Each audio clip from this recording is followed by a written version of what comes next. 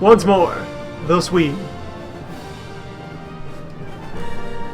Previously, we satisfied the full extent of our eastern ambitions, securing lands deeper into Russia in order to properly secure our eastern border and seize control of the North Sea. We now have nearly all of the land inside the North Sea, the White Sea, sorry. North Sea's this thing over here, White Sea Trade Zone.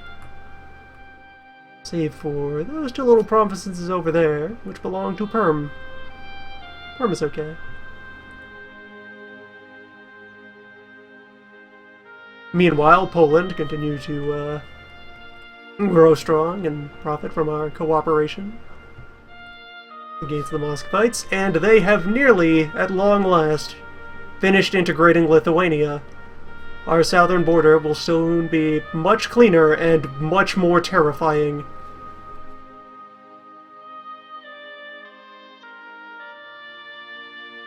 Meanwhile, in the west, Burgundy and Castile continue to collaborate on disassembling France. They are quite nearly gone. I managed to not notice how much bigger the Pope has gotten. Look at this. Look at this outlandish papacy.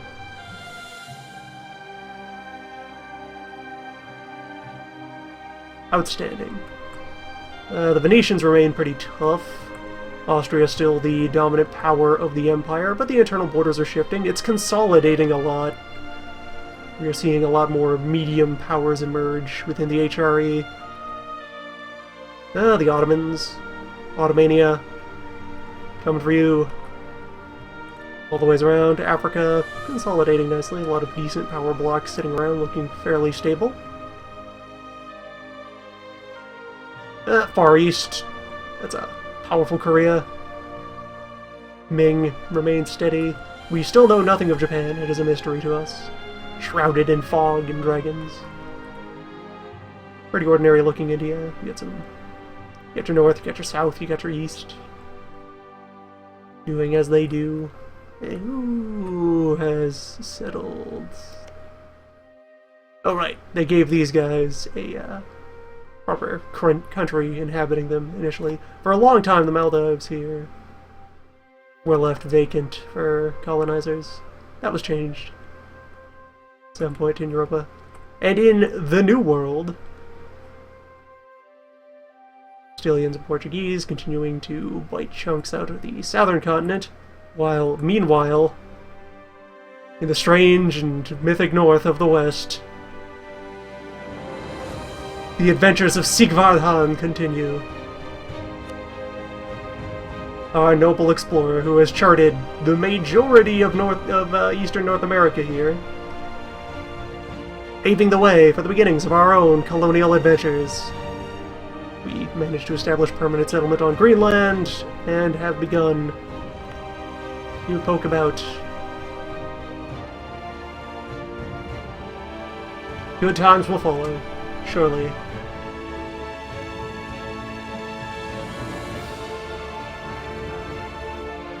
So, meanwhile, oh yes, the Netherlands also formed, rebelling out of Burgundy and becoming a nice little compact country that certainly shows promise. We decided to back them during their rebellion, but didn't actually get to fight in their revolution. They weren't able to call us in, or didn't want to call us in, so we just sat back and watched. Helped them beat up some small neighbors after the fact.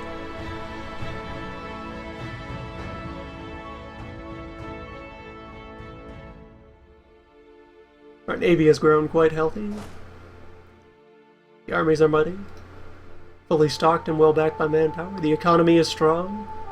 And I am contemplating, for future strategic reasons, beating the shit out of Lübeck and subjugating them. Lübeck has given itself a nice, healthy slice of North Germany here, having defeated Holstein. Despite our alleged position as a protector of Holstein ages ago, we've not been able to keep a hold of that. So instead, we're just gonna work on asserting our entirely legitimate right to tear these guys a new one.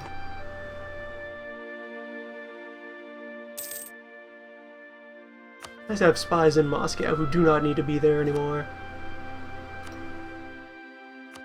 Our work there is done. Our work here has only begun.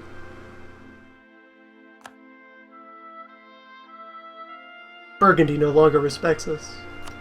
Or perhaps no longer hates us. No, they still relatively hate us. They no longer respect us. This must be punished.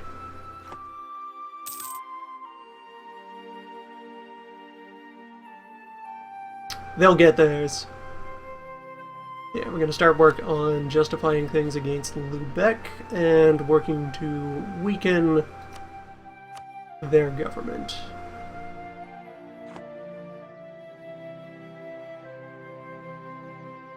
So as to pave the way for our righteous reconquest. Because I would like to have myself a nice puppet country in North Germany to act as a buffer against any inevitable conflicts with, say, Austria, our good, honest, eternal friend who I must destroy, or if the Poles betray us, or if Burgundy gets ideas. This will be our battlefield, by and large. So I would like to have a local puppet to operate out of, and also somebody to... Gums and teeth, we'll get to that. Well, that's the scurvy event again. Either spend cash or spend admin. Have some admin. You remember the fruit. It's the same fruit, just eat the fruit again. You'll be fine. Yes, I would like a puppet state that is maintaining more control over the territory in the Lubeck node. So that's a pretty big trade nexus for us, potentially. We would like to dominate it properly.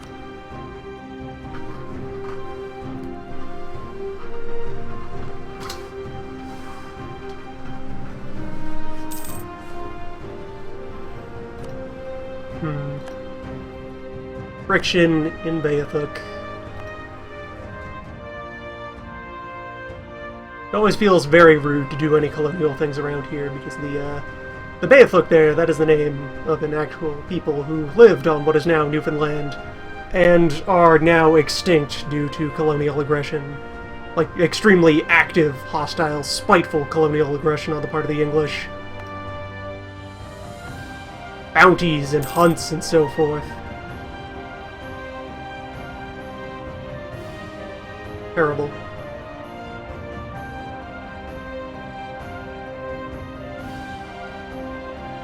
We will always need more boats. The current boat limit is met, but we'll be pushing that up over time.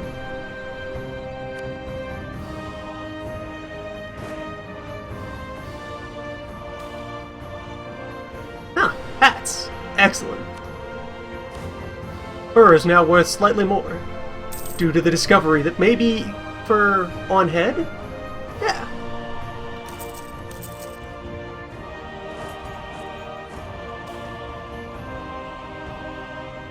This is an optional event that can pick up when you have a colony in progress. You can have the opportunity to declare it a prison.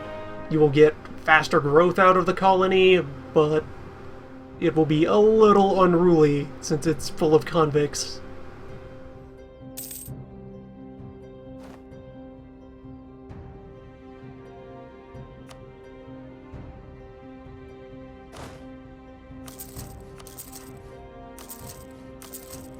The New World may have use in quarantining Danish sympathizers.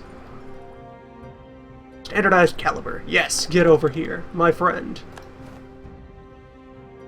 Army stats, new cannon type. There we go, making our way firmly up the ranks.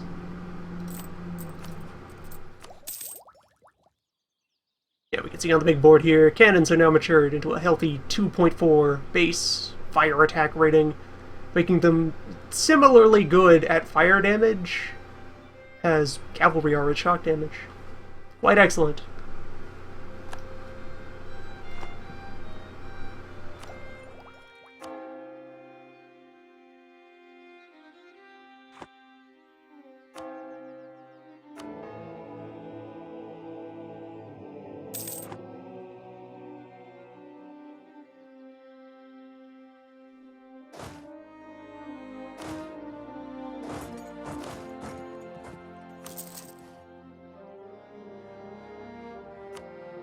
I'll just go ahead and shore up those armies a little bit.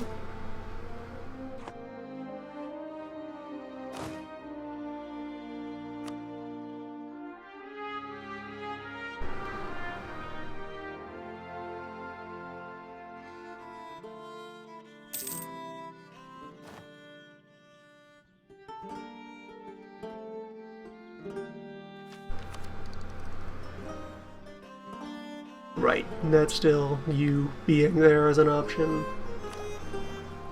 I remain confident that one settler will be enough to secure what I'm interested in.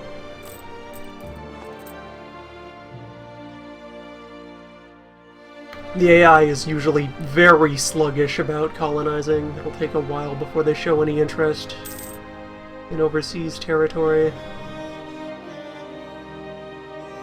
Like, the Spaniards will get in on it right away, but your other mainland Euro powers will lag behind quite a ways. My colonial goals, at a stretch, are to create like a full Swedish Canada, or more humbly, less ambitiously, to just focus on the Northwest Territory out there. So we go ahead and look at the trade nodes here. All of this stuff in the far north and extreme west is grouped into the Hudson's Bay node, which historically would be shipping its relevant goods out via ye cold and dangerous hell passage up there. Mechanically, they relay through the Gulf of St. Lawrence, and then the Gulf of St. Lawrence itself is one of the big decisive nodes where it's decided where trade value from the New World will head to Europe. There we can direct a bunch of cash dollars towards the North Sea and then into Lubeck to hopefully collect on for immense profit.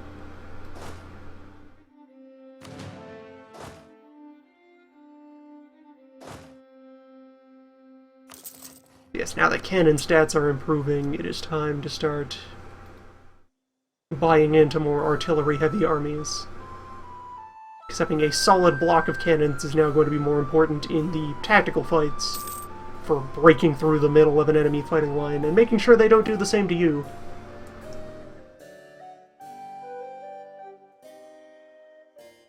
Flanking with cavalry is still great stuff, but armies are getting larger and will very soon, any fight between a large country and another large country will be able to fill the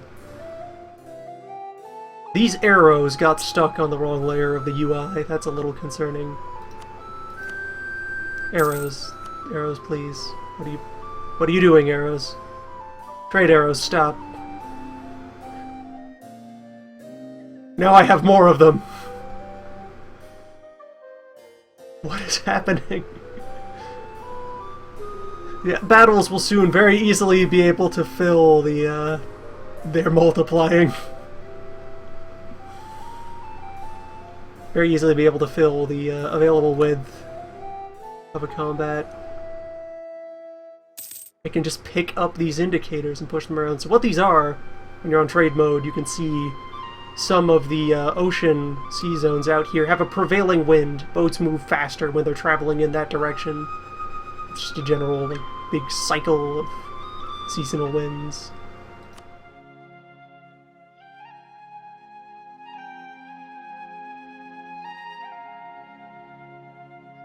I guess they live here now. These are just part of my UI. There will just be weather forecasts all around us.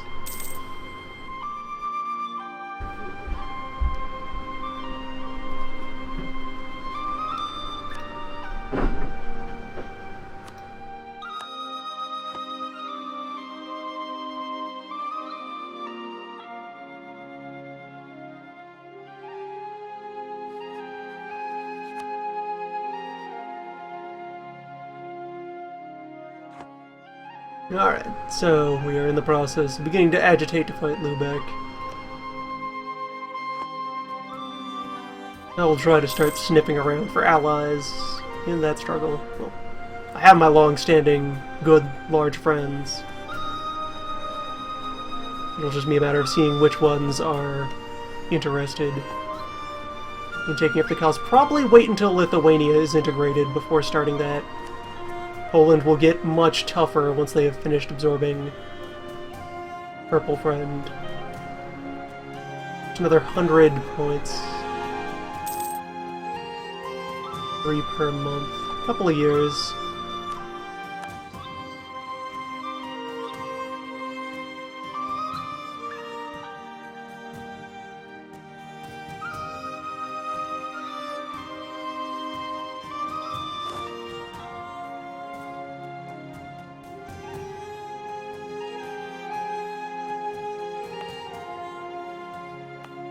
They are between the map and the front UI layers, but also move around with the camera. Where have these weather arrows ended up? This is astounding. Is there anything I could do to, like, flush this layer out, replace it with different data? If I cycle to other maps, is there anything that will either displace or join them?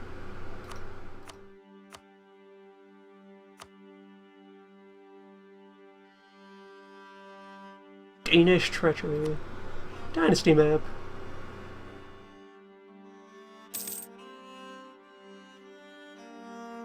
It's a little unpleasant to see Polish Habsburgs, but that is very temporary. Dynasties aren't particularly important. They come and go quite often. Mostly dynastic stuff is just about it's one of the ways you can try to diplomatically subvert a fellow monarchy.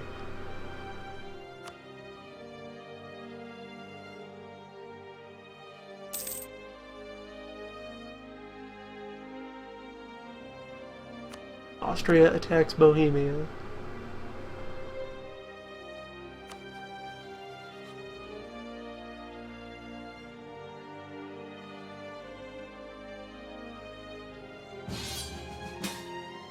Austria calls me to aid in attacking Bohemia. Sure, my friend. Whatever you need. Trust in the Swede. It's all inland. I won't have to do anything for this war. Awfully jack and shit. Just sit back and relax.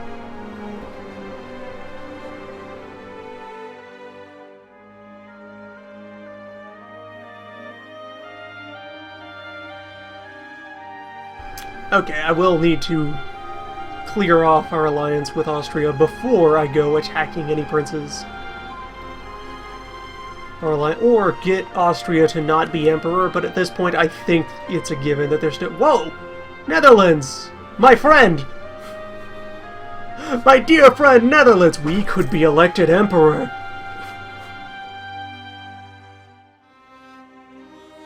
Well, we only have the 1 out of 5, but... Let's see, where's Berg? Münster, Mainz, and Brunswick. Let's see. 65 points in favor of Austria, 45 points in favor, 45, and 45. Netherlands backs us for 28. Let's look at the math here. We are currently their number 3 candidate. Oh, number 3, number 4 for some of them, 4 or 5. After variably, Austria, Burgundy, Poland is liked better by some of them. Show me the details.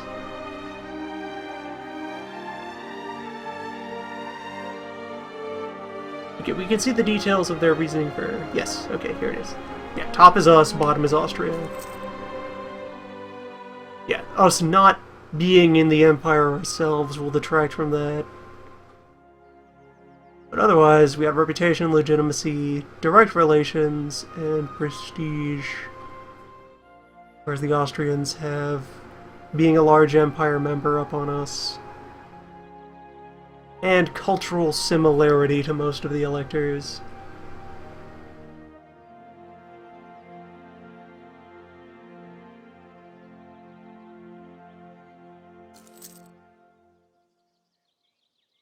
Yeah, most of these we would not be able to, we'd not really be a contender with any of the other electors without properly entering the Empire, without making Stockholm into Imperial territory. That would take some doing. We'd have to, like, chain Imperial provinces all the way out across the country.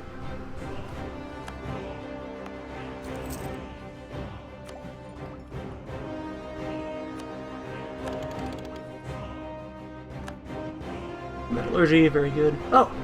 University Tech is going to include development and administration efficiency.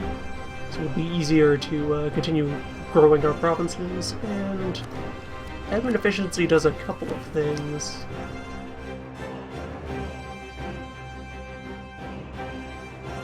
Helps core creating.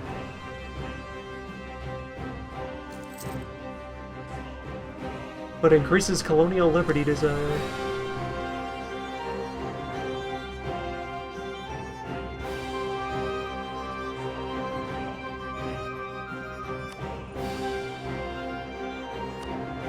Up, onto the galleon, onto the next generation of fight boat.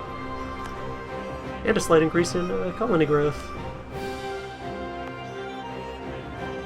Up to a base of 65 per year on these slightly less hostile provinces. Climate is a little nicer. We got, like, mild winter out here. They don't quite qualify for Arctic zone like Greenland does. It'll be easier to get our foothold there.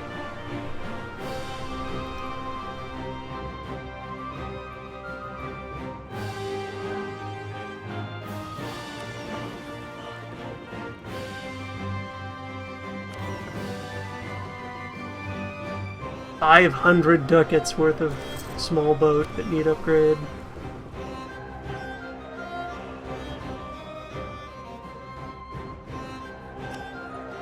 Economy, my god.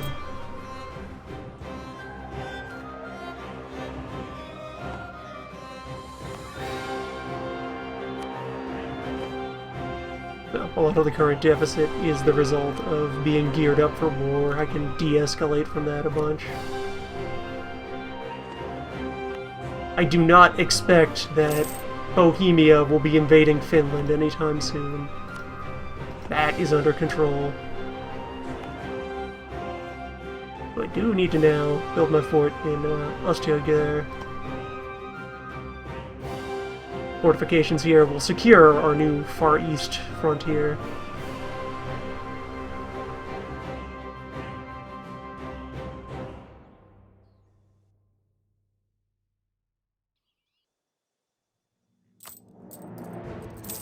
Really, I'm completely safe in this war. I could just moth all the forts.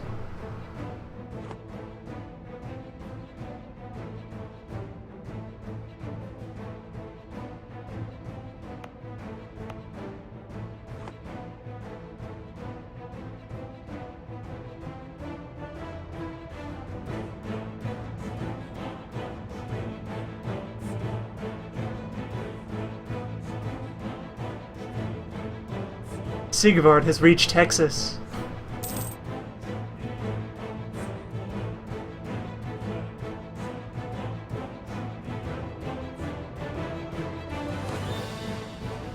The adventures continue.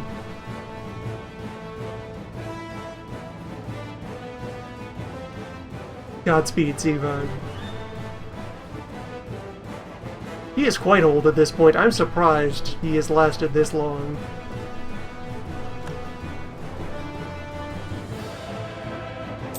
Maybe being on the hunt for the Seven Cities helps improve his survivability in some way.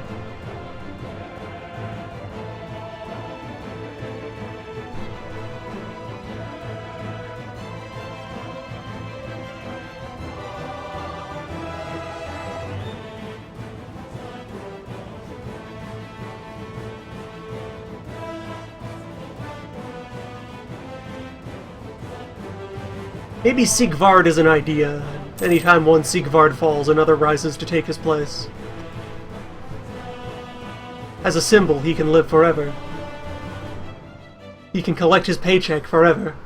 Never stop exploring, never stop pensioning.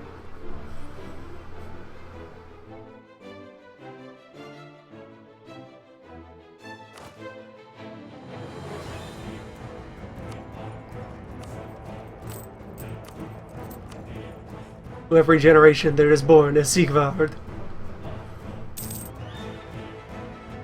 Historians will at some point embarrassingly discover that this was just a label.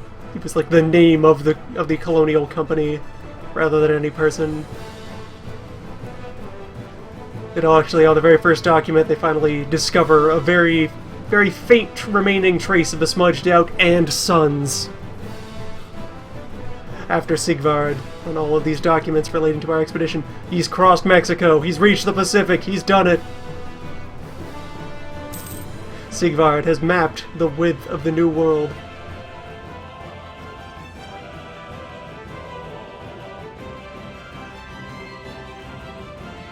Some of the arrows have gone away, others remain. And the warfare as well. You're welcome, Austria. We were here for you. Remember that. You'll owe us. Portugal experiencing spice trade. Very nice. Bohemia. Is this a joke? Bohemia, stop that.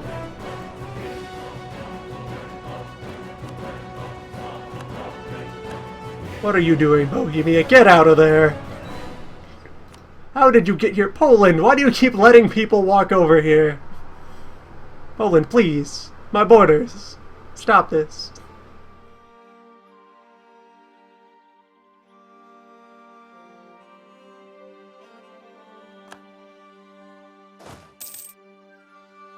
Poland.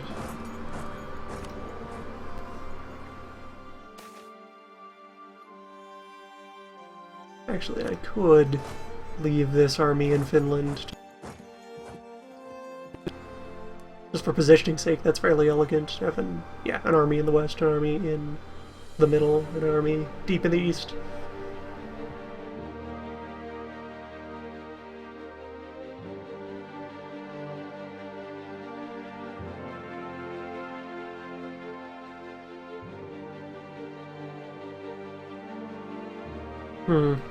Bunch of popular local religious custom. How influential are my clergy right now? Appropriate. Sure, I'll campaign.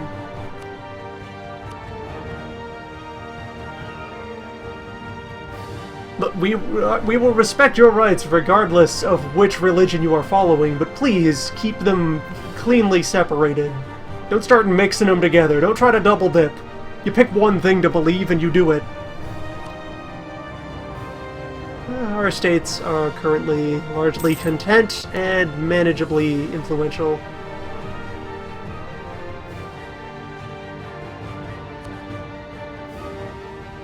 I could start giving the Bergs back some of their land that I had to strip off of them to prevent a coup.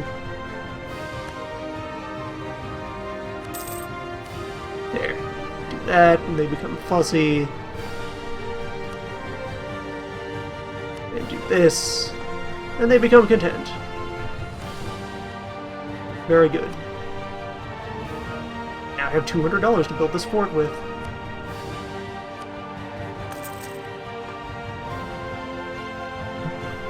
Buy war bonds. Support the frontier.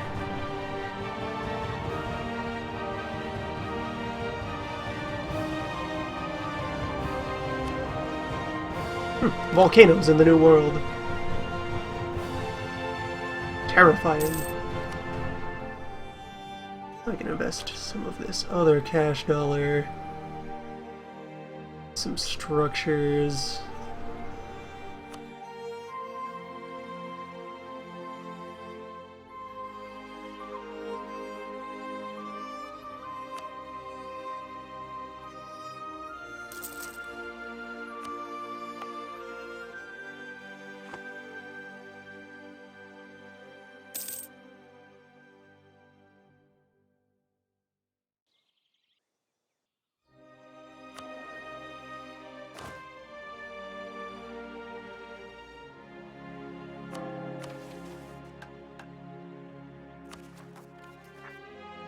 Alright, Bohemia defeated.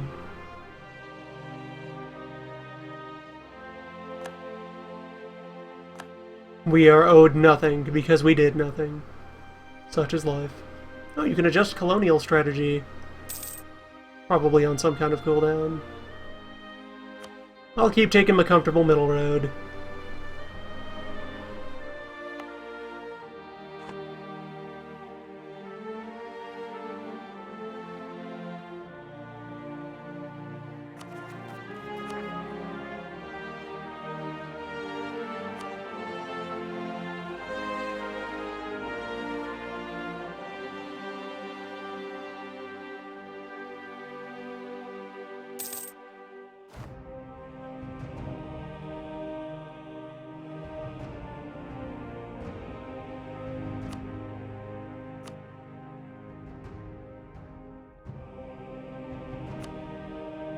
Yeah, I'll keep pushing the estates for more colonial support to speed that along.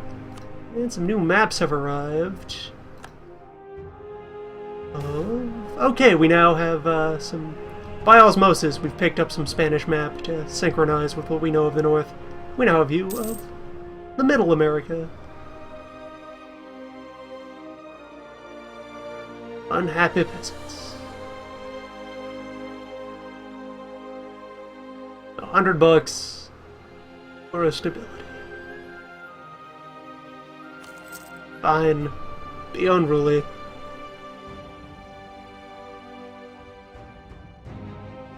This is looking a pretty ordinary level of diced up.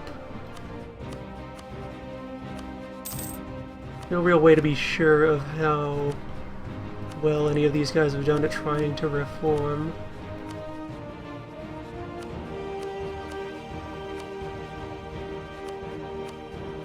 For the most part, it looks like things are just kind of status quo in there.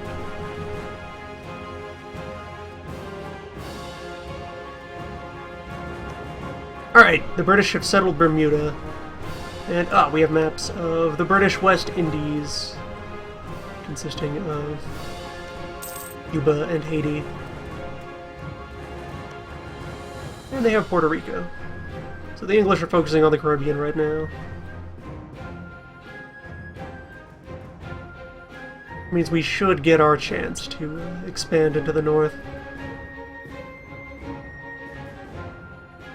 And if we can lock down a few key provinces during our colonial binge, then we can cut them off from sizable amounts of inland stuff. Like if you can secure a line along the St. Lawrence, then hey, they'd have to take the long way around to try to get any of this.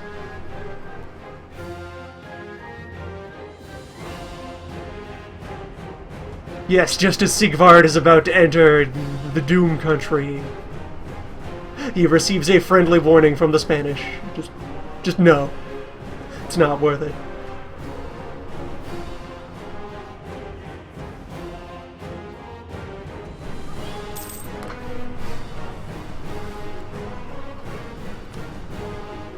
Here is the land of Sport Bowl. You are not prepared. Oh, we also have a map coming in of bits of Australia. Well, much of Australia but by volume, but that's because there's just this one continuous wasteland province for bulk Australia. All these edge bits are colonizable, but in here, just no. I don't know, we also have New Guinea there. Yeah, just more of the Far East. Philippines. Finally, Japan. And a healthily unified Japan. Good work. Way to go, AI. You made something of yourself. Ming is keeping pace in technology. That's a strong Ming.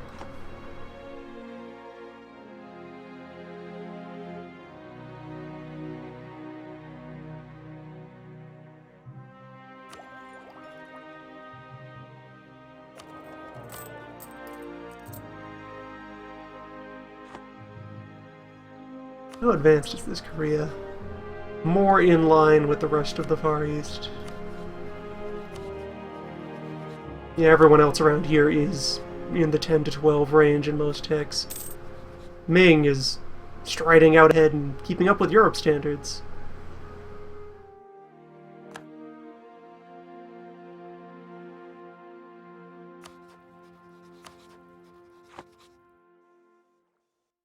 Fascinating.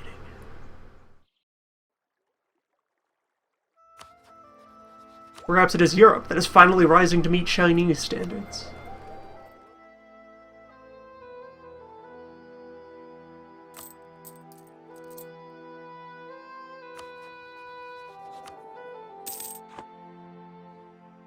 Means I could now conduct diplomacy with China. Diplomacy. Yes.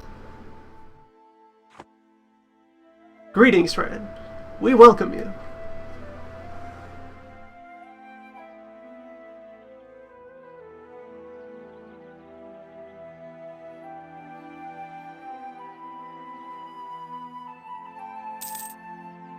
Yes, I fear that inevitably Britain will end up at odds with us. Hey, pirates! The hell are you doing here, sizable pirate fleet? Well, I suppose someone is sending it there. That is another thing you can, kind of the rude alternate version of trade patrolling. You can assign your light ships to be privateers, where instead of patrolling around a node improving your trade output, they will undermine other countries' trade output.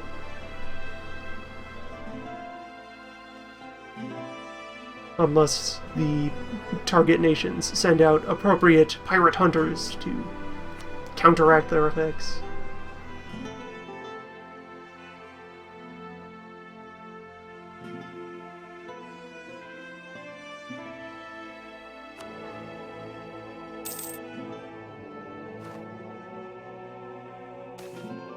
Venice has a shitload of cardinals right now.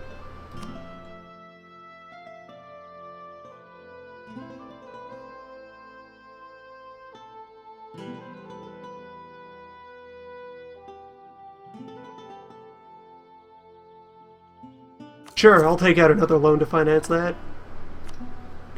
Let us hire this helpful native guide. Possessed of many language.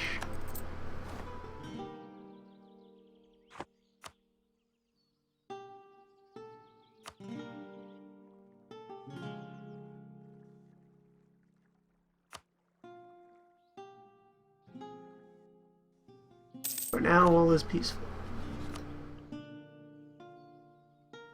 For now.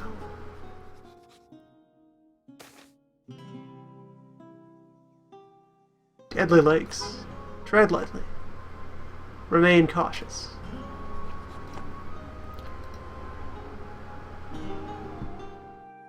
Lakes high in the mountains. Or have we crossed over the mountain again? Nope, still deep in the mountain zone. As Sigvard's expedition plunges deep into the interior of the new land.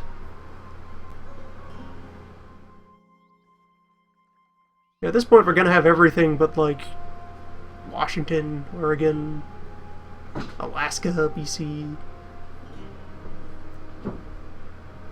Depending on how long Sigvard is able to keep pushing his luck, we may yet map all of it. No, there he goes.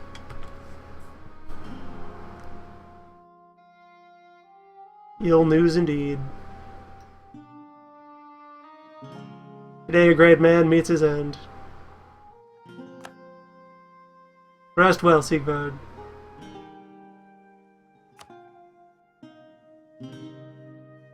Austria no longer considers us worth allying with. Convenient.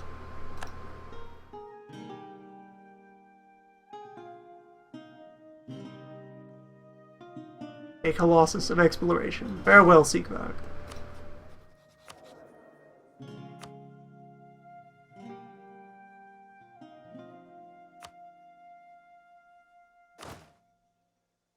Hello, Jakob. The new Sigvard.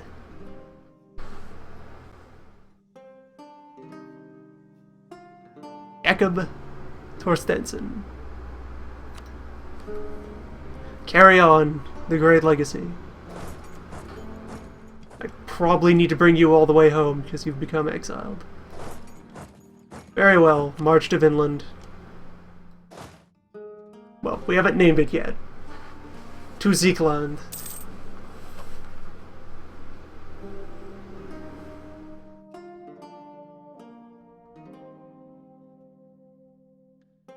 Yeah, I gotta unexile them before I can put them back on Auto Explorer. So, homeward bound.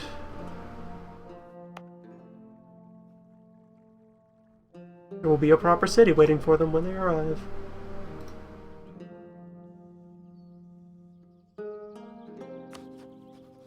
So now, supposing I were to go punch these nerds, British would join me. Polish and Netherlands would not, because they are busy, but would otherwise. Austria would abandon them? Austria hates them? Excellent! Good. Wonderful. Yes, because they're Protestant! Austria wants nothing to do with them. Austria would be willing to blow off their imperial obligations just to... Poland. Behold! Poland fighting Castile. Witness true Poland.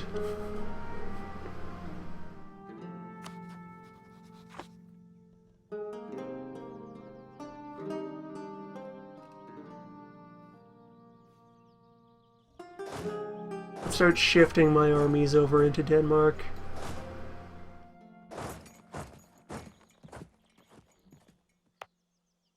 That fort is nearly done, at which point I can safely abandon the frontier as far as direct military intervention goes.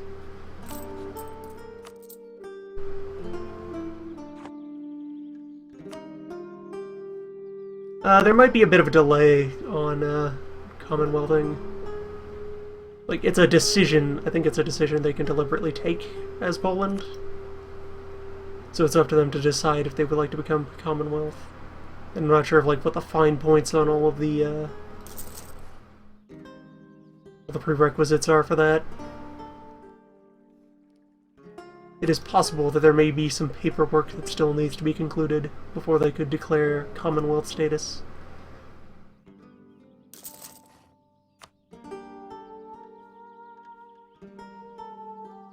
For example, the fact that they're at war could interfere with becoming the Commonwealth. They may need to peace out first. Alright, so what was this list of allies who would defend you? Hamburg, Brunswick, and Bremen.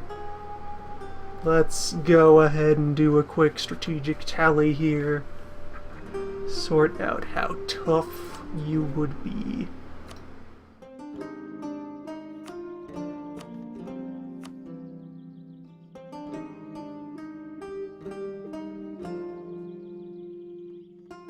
First of all, Lubeck itself. 12,000 guys in the field, minimal manpower. 15 points of force limits. Let's call it 15 for staffing purposes. That could even be how many units are on the field right now, just damaged.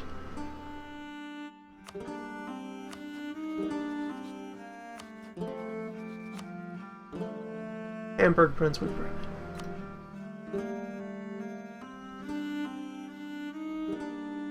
Brunswick, 8,000 guys in the field.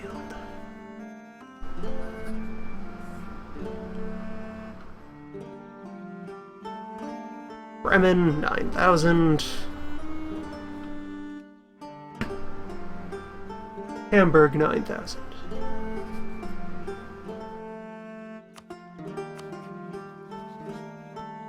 And I can also get a quick peek at Lubeck's navy.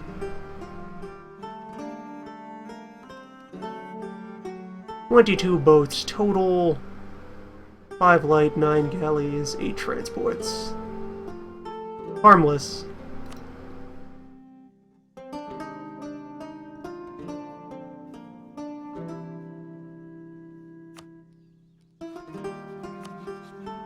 So this is looking quite feasible.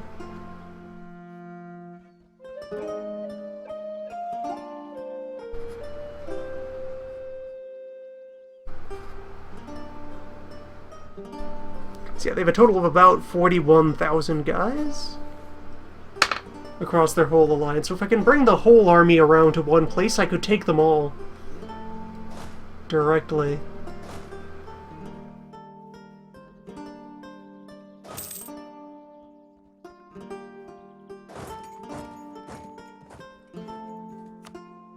And with naval supremacy, I would be able to establish a blockade around Lubeck, which would be worth a lot of score and cause a lot of distress.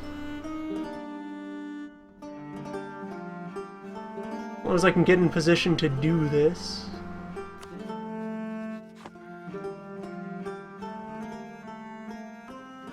Or the Austrians change. Or the Austrians change their minds.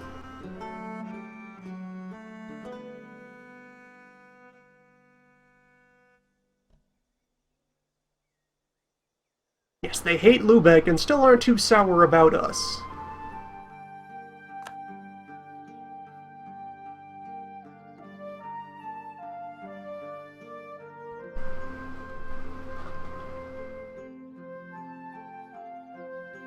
Our dear large friend Poland.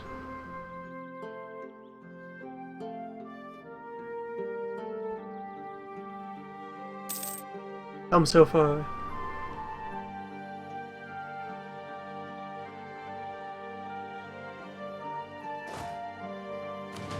Alright, there's an initial 40k under Goran. Goran loves Armfelt. Those will take a while to reach the front. Otherwise, I think we'll be good.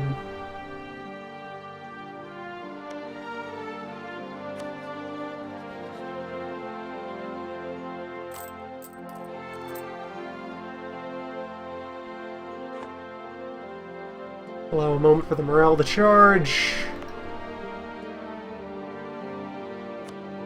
Populate the frontline fortresses.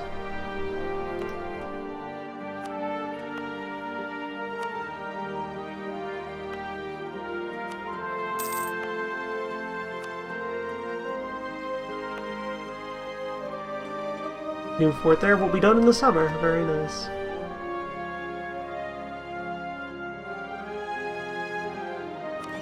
Right, unmothball the big ships. Get them ready for fighting. That might take a bit to finish. Getting them battle-worthy. Or sea-worthy. They're kind of rotted out. Eh.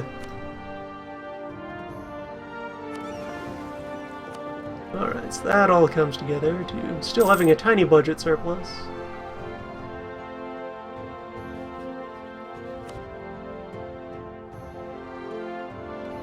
We'll have Britain to do boat fighting. I think we got this. I will call in 10 British favors. I'll say I'm trying to take Schleswig there. But this will really be about subjugation. Just in time for our Beatha colony to complete. Very good.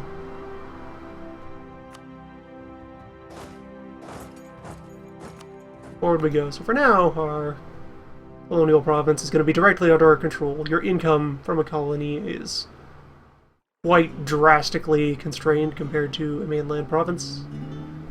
They're going to be very autonomous.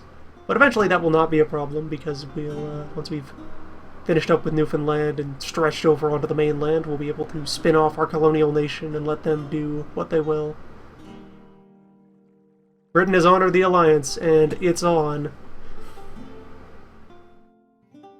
Yeah, total of 21 infantry, 7 points of cavalry, 10 artillery. Harmless.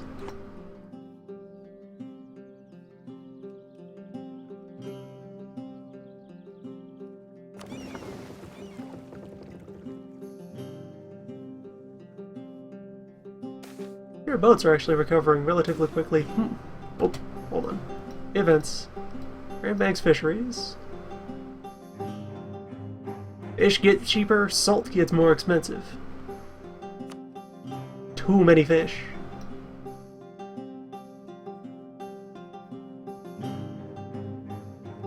Access to a foreign military expert, through whom I could spend up to 127 bucks to produce a new general. Yes. What have you got for me? Well, I can't swap him directly into Goran, but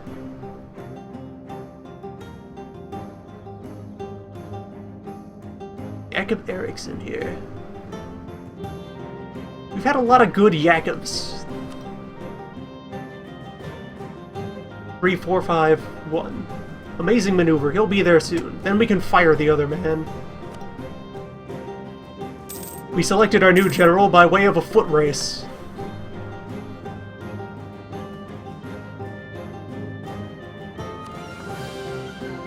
Whoever can reach the army first will command it. Oh, you're trying to duck into the arson, though. Yeah, you want to block me.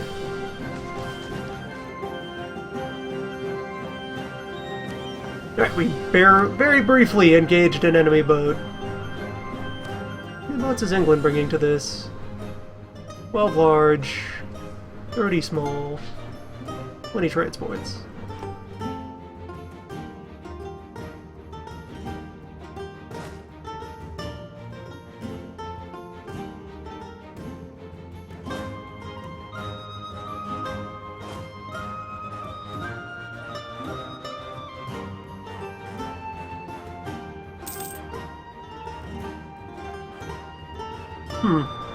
Ottomans are starting to experience some Janissary decadence. The Ottomans have a pair of event chains that will fire up for them relating to Janissary politics. One string of beneficial events and another string of detrimental events over the course of the rise and fall of the use of the Janissaries.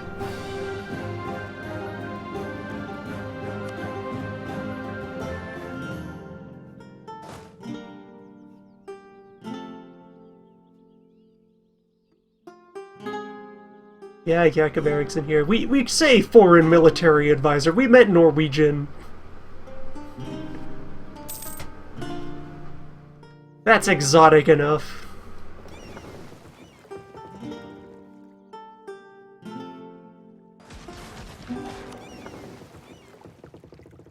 These boats are nearly ready to go. It's so tiny an enemy fleet. They might be able to just smash their way through even while still damaged.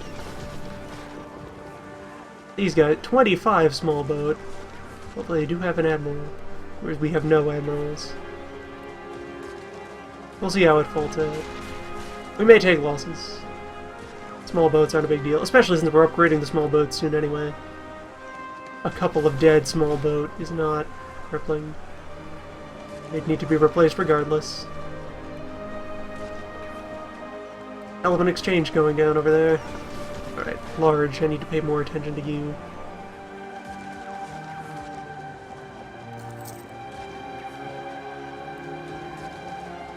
Yeah, this fight's going properly. Domination.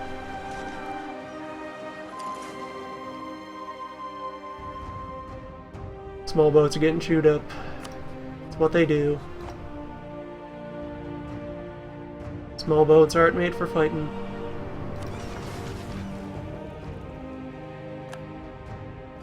Large boat. That's a fighting boat.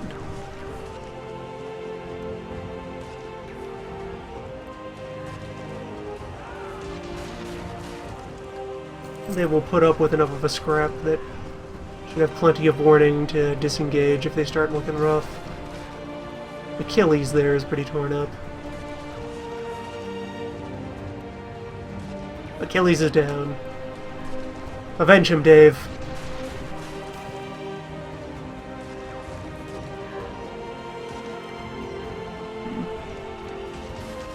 Central trade power, general trade efficiency, or tariffs. Free trade! Trade what you want, when you want. Alright, so we're down a large boat, but that's not catastrophic news. Manageable losses. Especially since, again, we are going to be doing a round of upgrades for the boats eventually. This fleet together, give them a while to repair, and then we'll send them out to try and blockade. Because all in all, those exchanges went quite favorably for us. We lost some boat. They lost nearly all of their boat. Alright, you guys, switch places. Which is to say... Yeah, Garan, you're fired. Get out of here.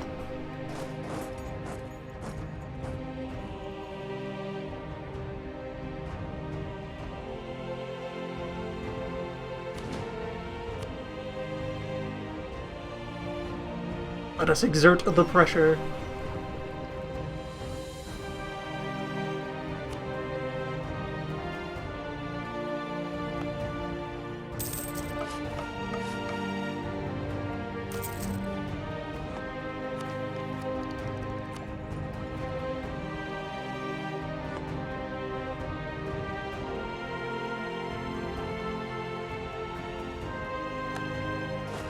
I've merged the stacks and Jakob is in charge. As he should be. Alright, decisive land battle, let's go. Crush these nerds. Look at that beautiful fighting line. Cannon to the left of them, cannon to the right of them, cannon in front of them. Marvelous.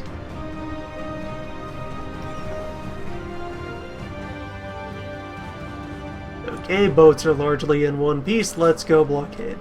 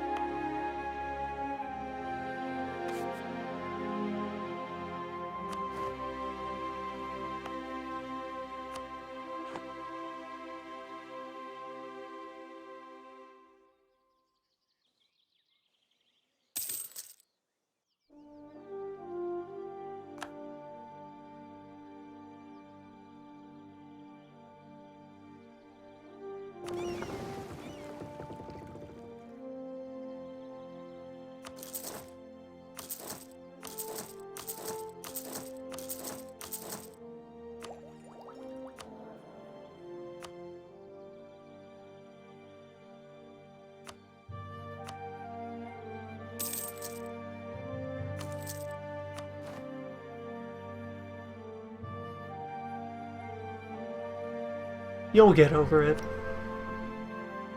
Fussy burgers.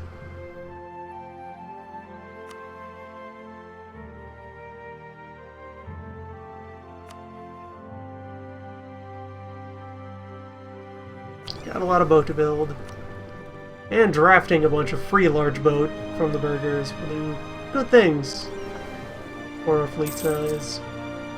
We'll be able to just honorably decommission a bunch of our other large boat.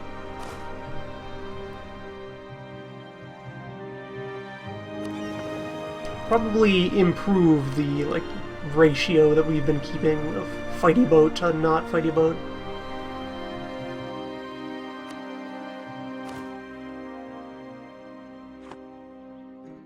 Take it up to like 10 or 12 large overall.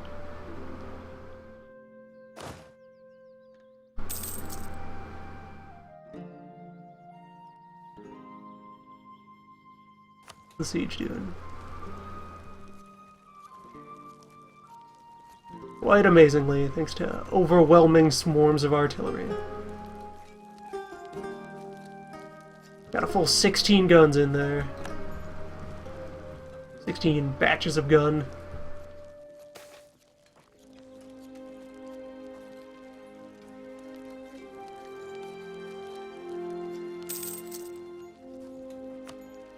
That poor boat. That poor historic boat.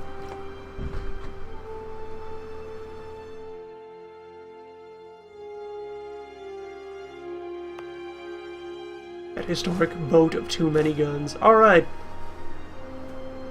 Jakob, your expedition starts here. Now that you've returned home to bury the great Sigvard.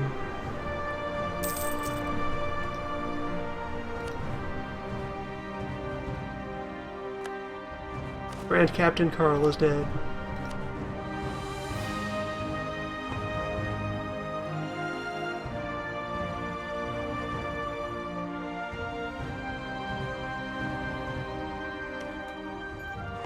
Yeah, here in Europa 4, Britain does have some beneficial Navy-related ideas, but they're not completely overwhelming. If you build your own sizable navy, you can fight the British on the seas. Contest those waves.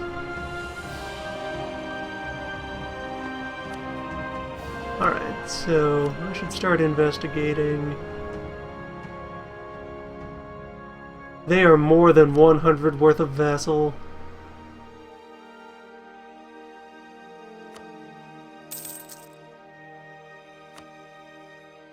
Damn it.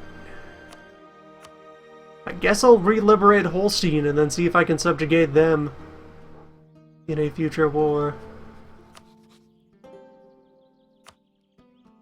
As long as I can get a puppet, I can then start feeding them at my leisure. Just need my foot in the door.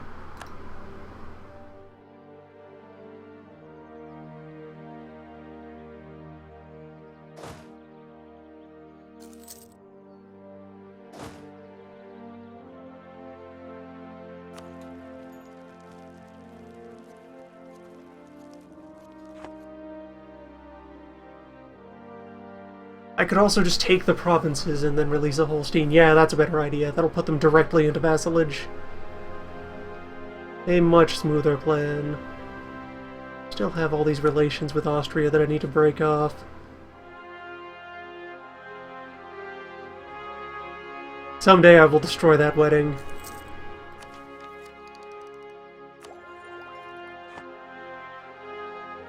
Cutting royal ties is a bit costly.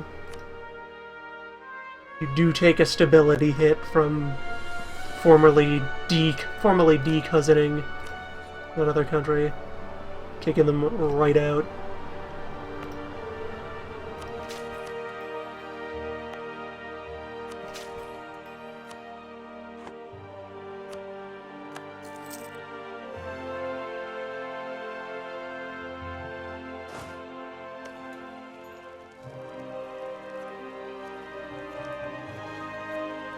Anyway, doing this will completely force a participant out of the war. Wait! Hello! A second war. Anhalt and the Palatinate are attacking them, whatever for.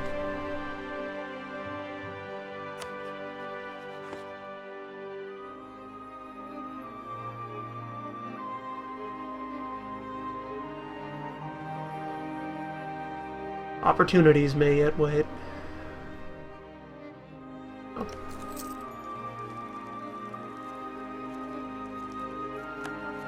What if I subjugate Hamburg?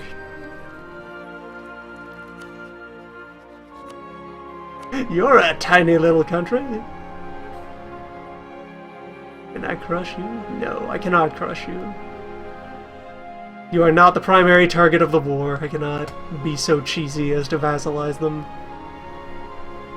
That would be too rude.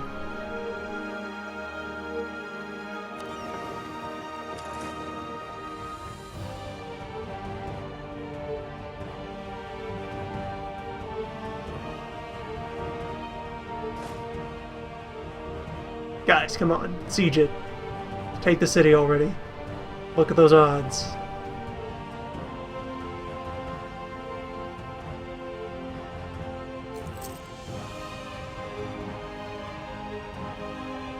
There we go.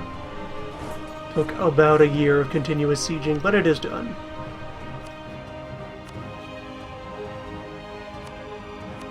Now, if I cannot take your territory, I will take your lunch money.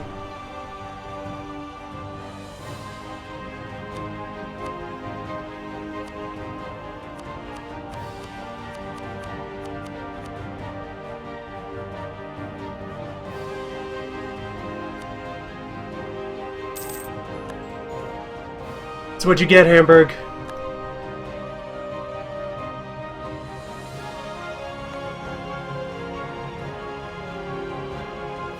Now I get to build that copper manufactory. Thanks.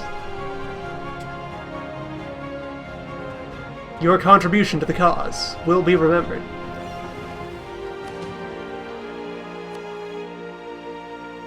Damn fine pillaging. Siegward would be proud. I could have taken territory out of Hamburg. I could have annexed them. It would have been very rude, though, because they have an imperial province, and there's all kinds of shenanigans that occur when you take and hold imperial land that isn't rightly yours. And it would be outside of the CV I was using for this war, so that would give a lot of hostility. It would be a little too aggressive for what I'm trying here.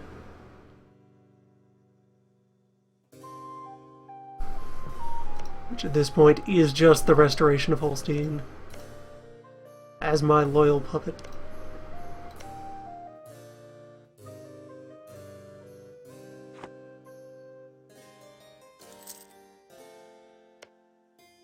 Yeah, this is also a very heavily, densely populated province. 35 points. A whole lot of people in Hamburg.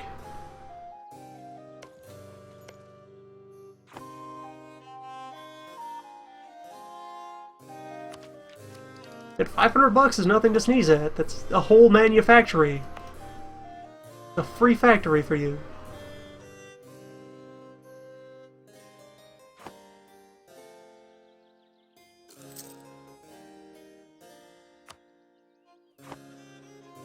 We've crushed more of the rest of their army.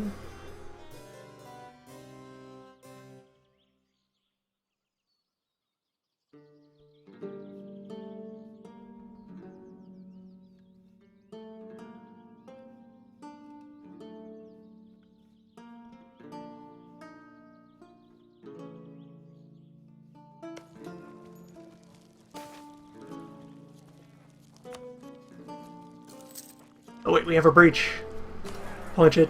There's nobody here. Fort's been passed back and forth. There is no garrison. Heavily depleted. Yeah, there we go. Nice quick change. Then we just siege Holstein, and then we will probably have what we need to grab the land and squeeze more wealth out of Lübeck.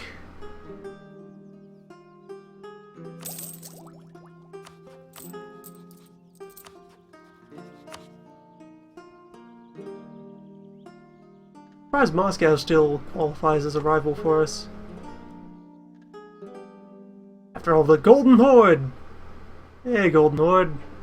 Welcome back. Been a long time.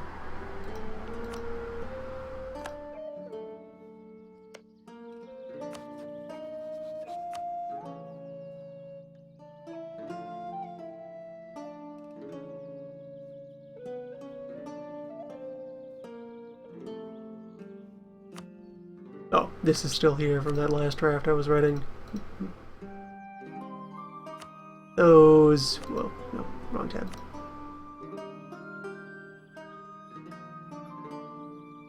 Reparations.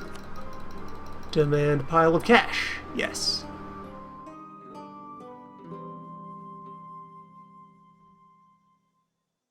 It would cost a lot to administratively core this land.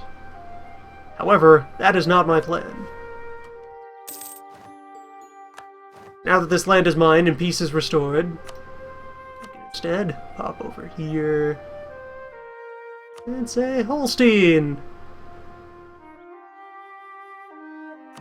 Congratulations on your independence, good little buddy Holstein. How you doing? My loyal subject Holstein. And then I can go about starting to split the army back up again. Successful operation. The War of Indirect Holsteinian Liberation.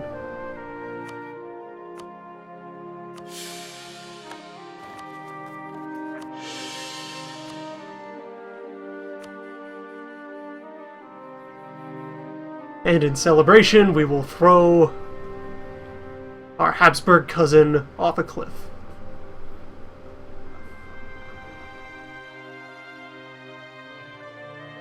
They fell.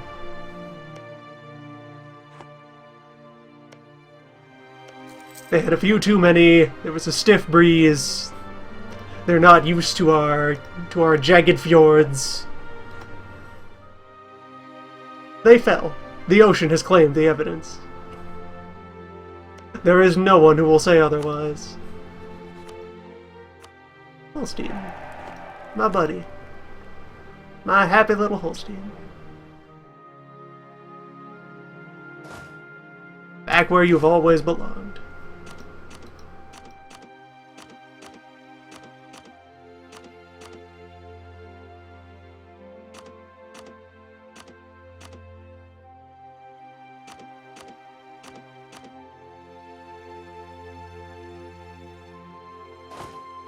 Yeah, this is the size of army I had stationed in Russia.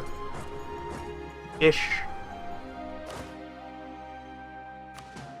And split that half and half. And there we go. Domestic army. Back in fighting form. Now we got debts to clear and boats to build.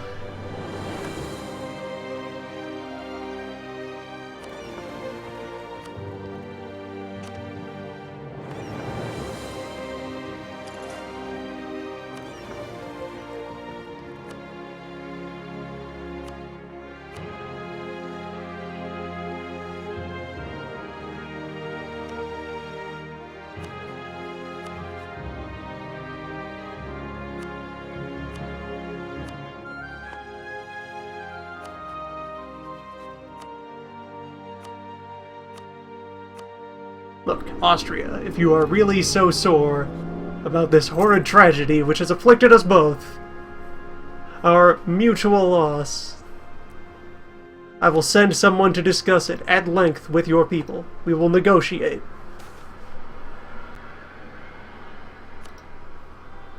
Our administration is having problems. Tragic.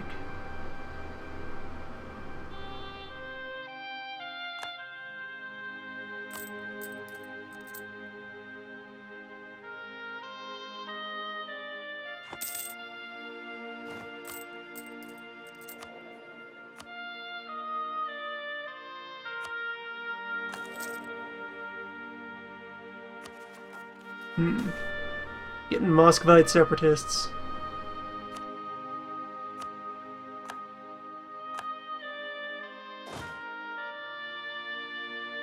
Just shift this army that way and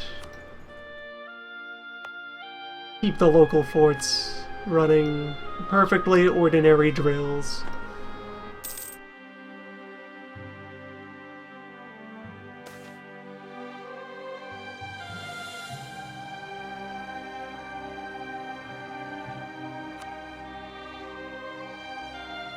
We'll take a bit of narrow-minded. I'd rather keep the country otherwise stable for a little while. A period in which the boat shall not be rocked.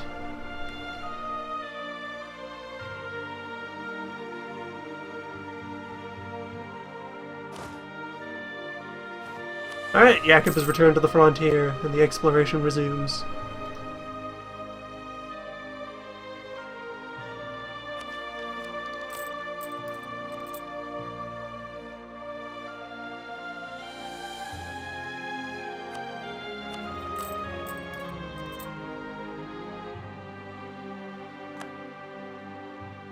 China does not take kindly to our acts of tourism,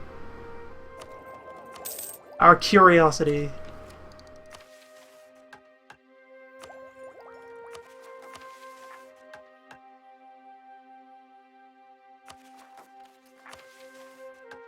Still allegedly trying to build our prestige.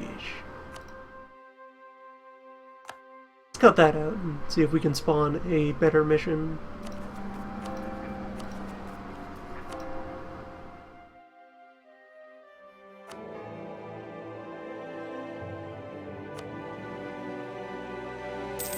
Venice and Poland have a pretty strong hold on the papacy.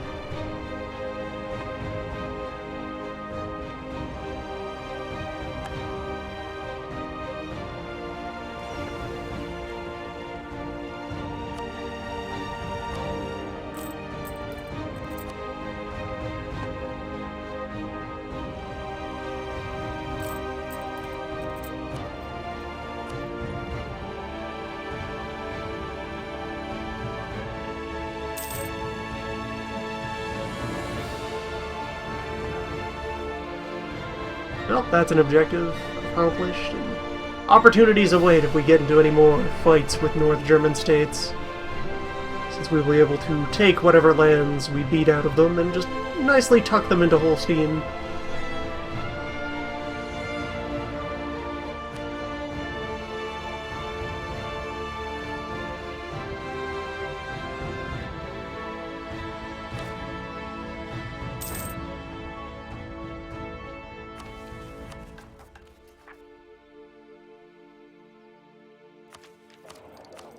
What other diplomacy do I have with you guys? Build the alliance. Do I have access? No.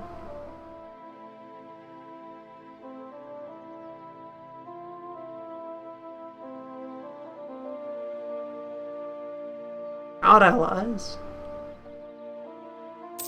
Truced. You have CBs on us.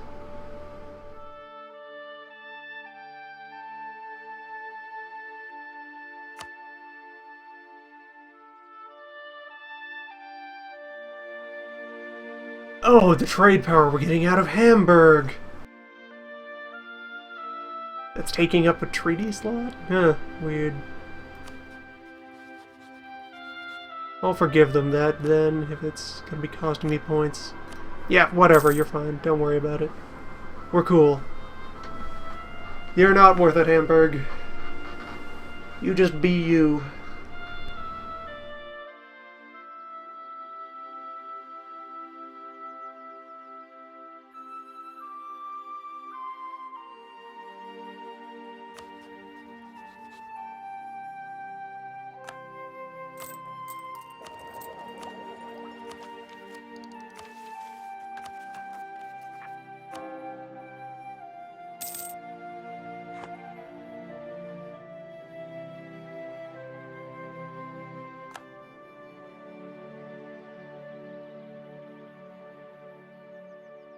Okay.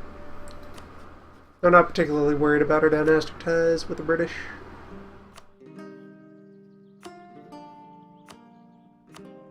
I'll keep up appearances.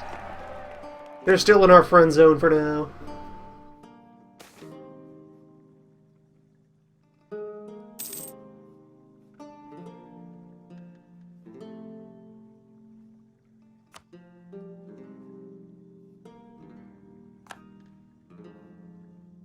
You got big shoes to fill, Jacob.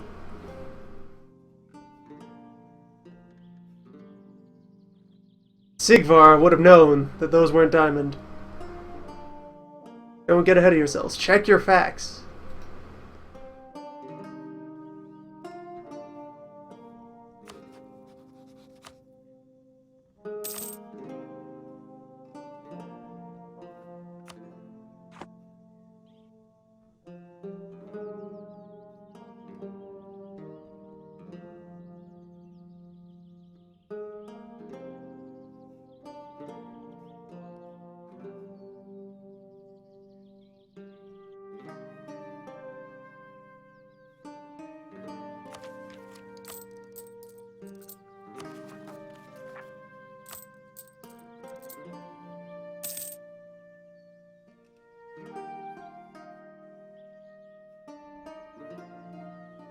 A tiny Teutonic order.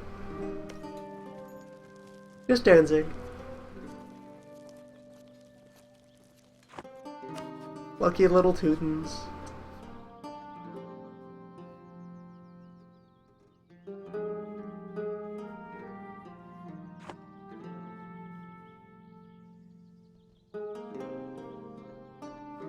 Live the dream.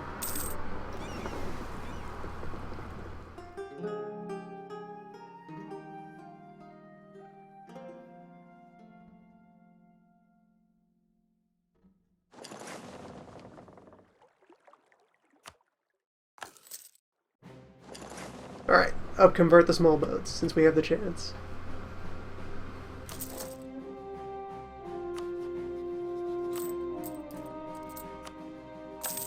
And go deeper into debt to go about repopulating the small boat fleet.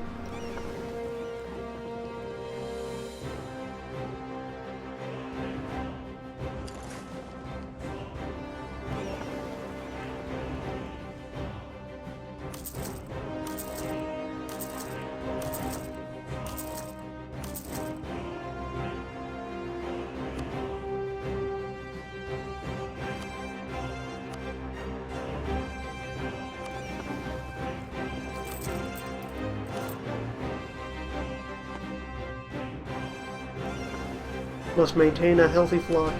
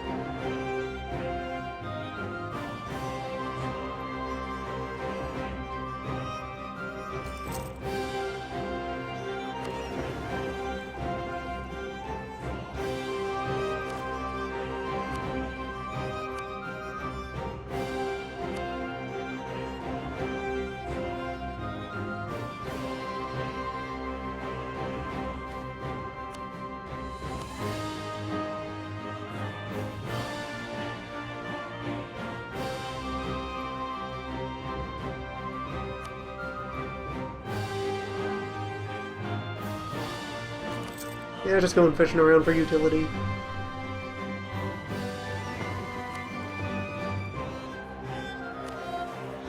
Let's see. Missions. Oh, New World mission.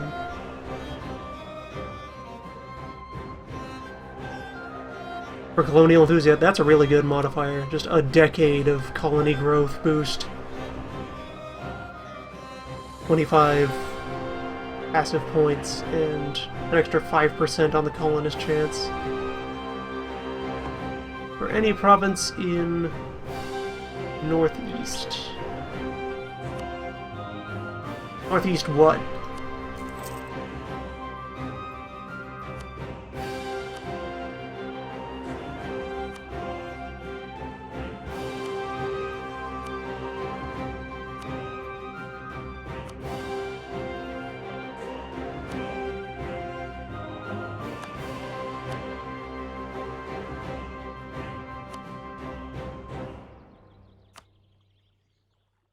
Oh, that Northeast. Northeast of what will one day be the US.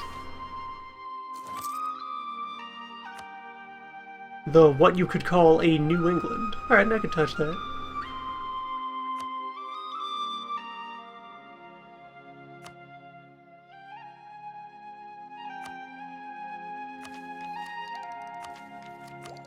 Whatever colony we found there doesn't need to last particularly long. I could very easily just snag a bit of a line on one of the rivers.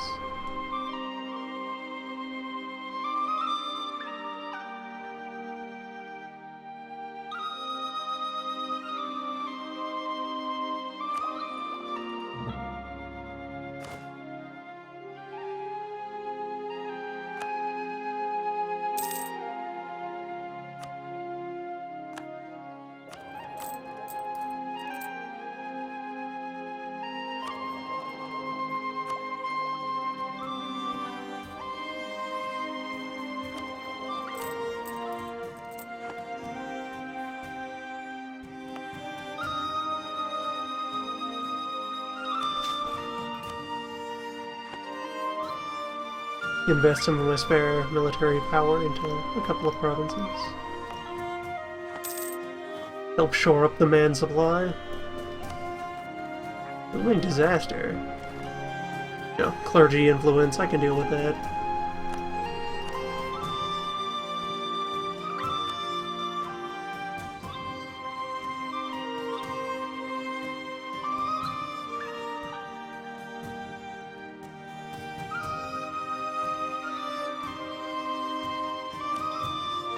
I'll find a way to deal with that. There's one out there somewhere.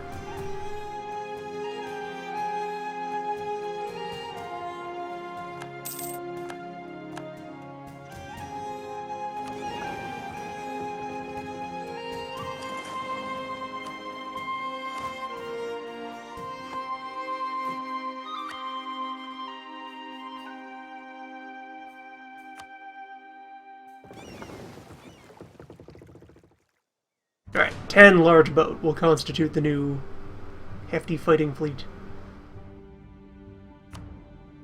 Mothball them for now.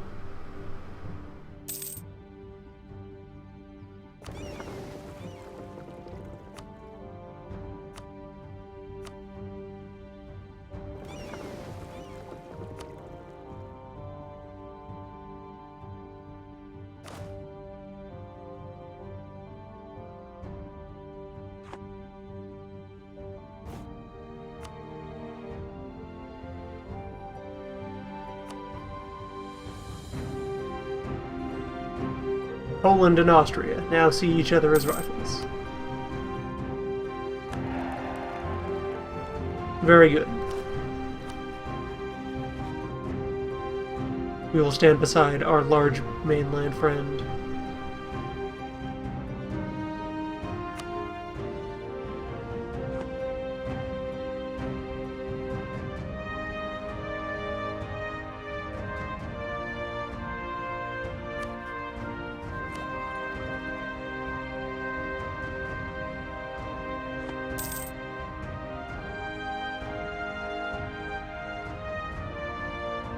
3 more years before I'd want to snag military tech.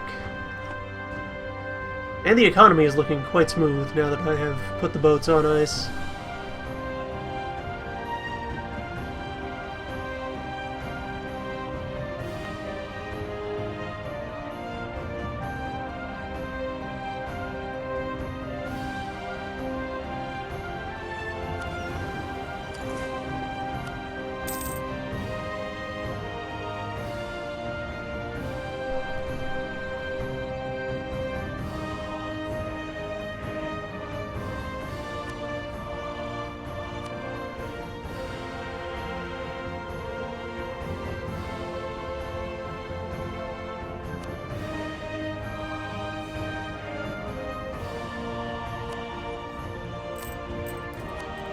These loans will be cleared in no time. Couple of years apiece. Easy.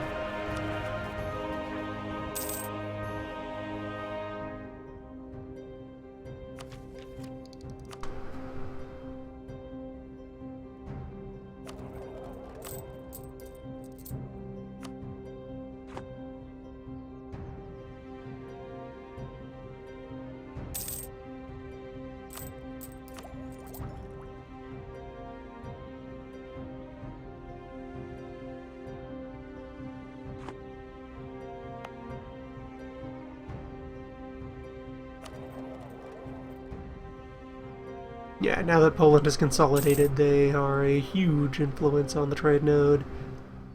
All that land on the Baltic coast adds up quite firmly.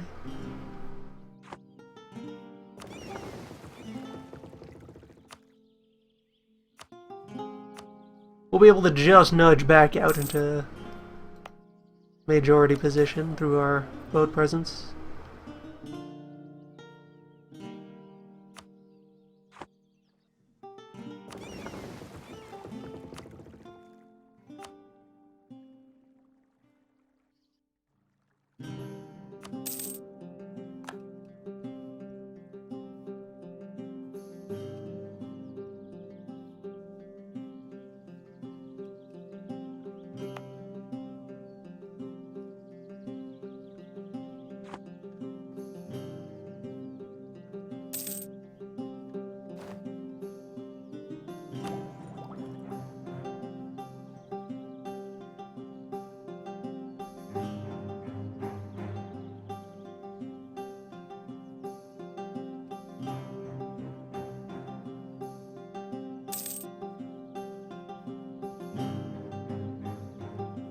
Two years, then it's flintlocks and universities for everyone. Cutting-edge, scholarly firearms.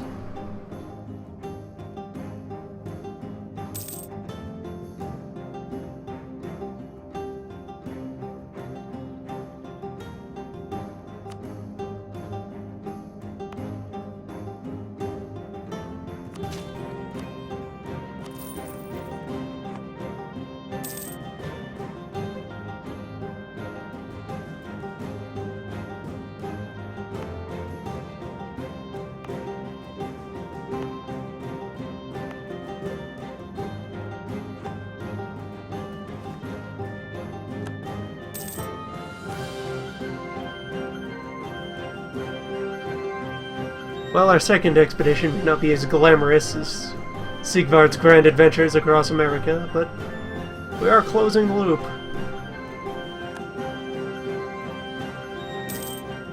We'll soon have a route through the Upper Rockies. And then Jakob will probably head out into Alaska. We're almost out of New World to chart.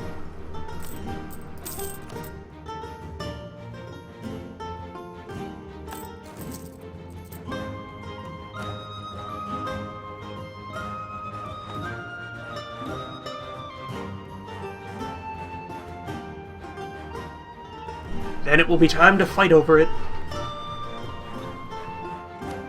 The scramble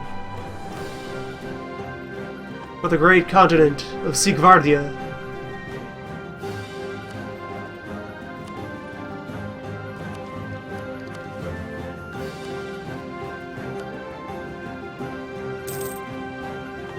Hansland.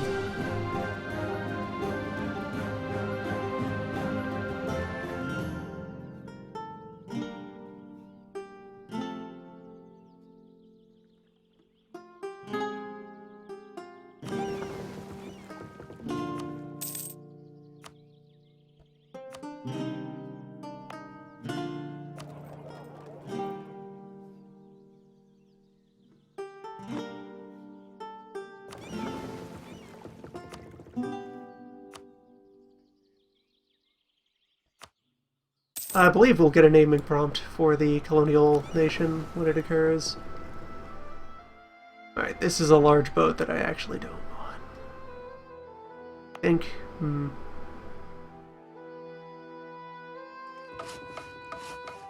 Alright, that's what's been holding it up. All the large boats that were ordered as part of the naval draft are being built there.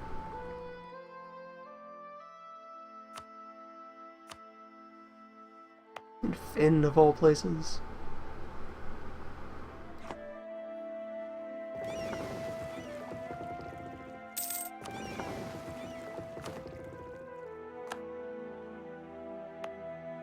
I'll take one more of them.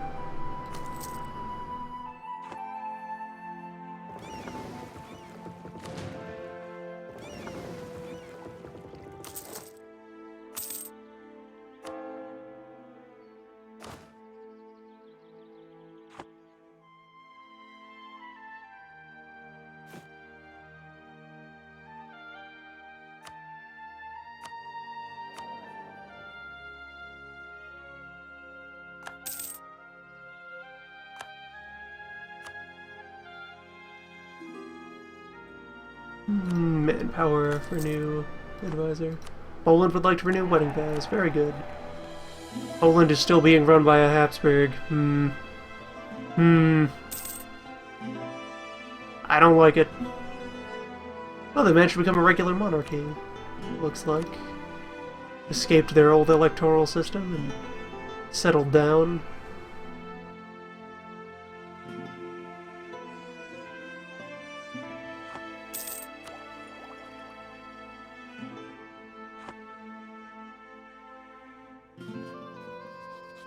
A Habsburg that doesn't like Austria may be good enough.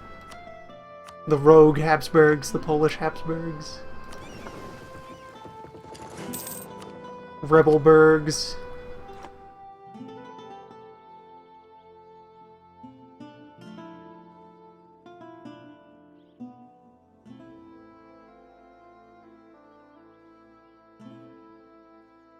Oh, Jakub also, or either Jakub or Map Osmosis cleared up these two provinces that Sigvard had overlooked way back.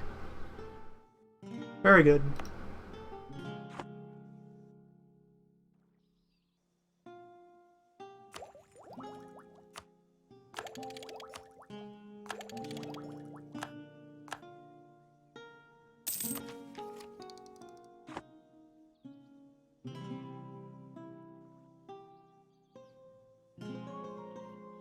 Science. Technology. Staying right up on the bleeding edge of things.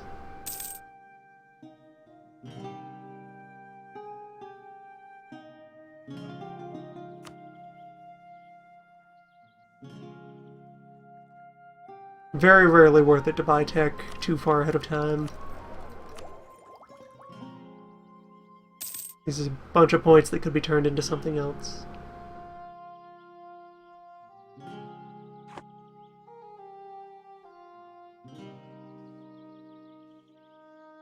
Other supporting numbers that could be used to drive your country farther.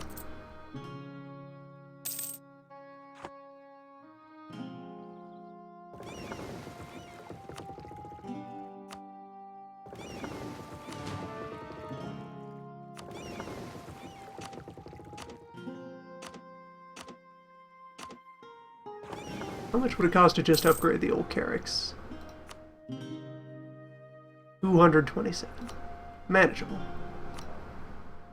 Keep them in a separate pile for now, so I can isolate that later.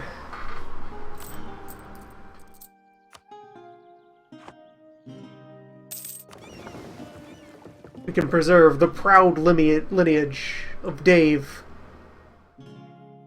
Dave, Falk, Carl, Svan, Gamla.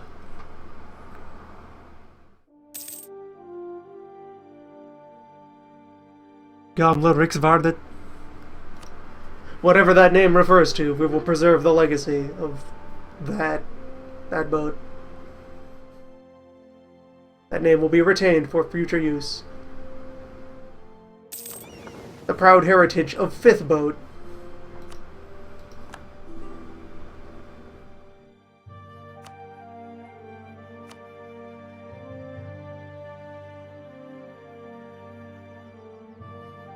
Moscow's having further troubles. Poland! You invaded Moscow without me?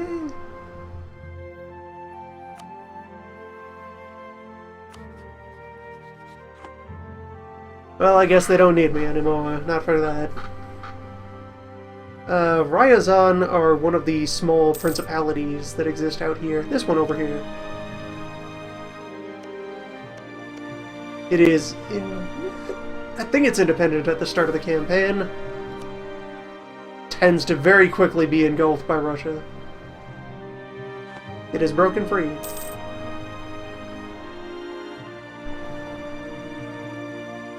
Hey, cheap timber.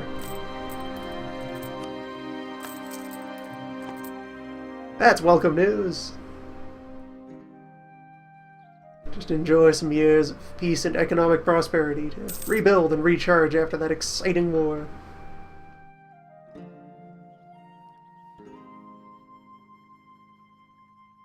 Sit back and watch as Yakov prepares to reach the westernmost points of the New World.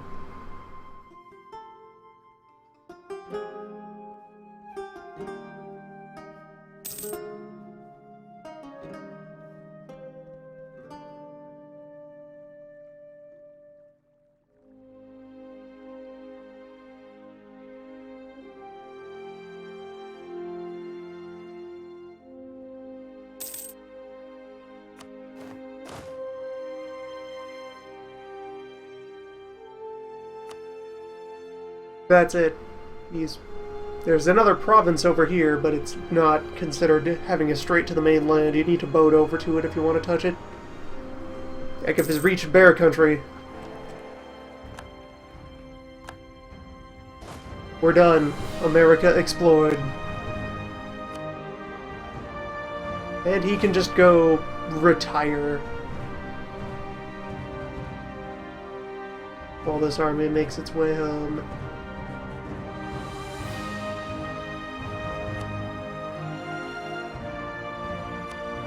No, not Ottoman. Just move there! Oh, maybe without the conquistador we can't sneak through friendly territory. Well, neutral territory. Alright, you still have a job to do. Bring your boys home. Now, let's go satisfy some curiosities.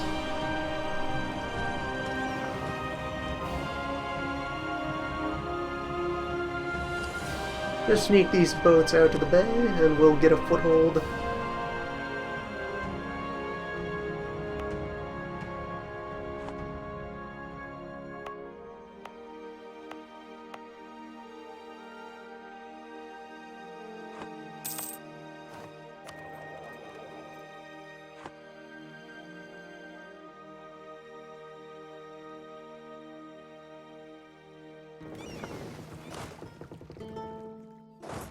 Drop these guys off to monitor the new settlement.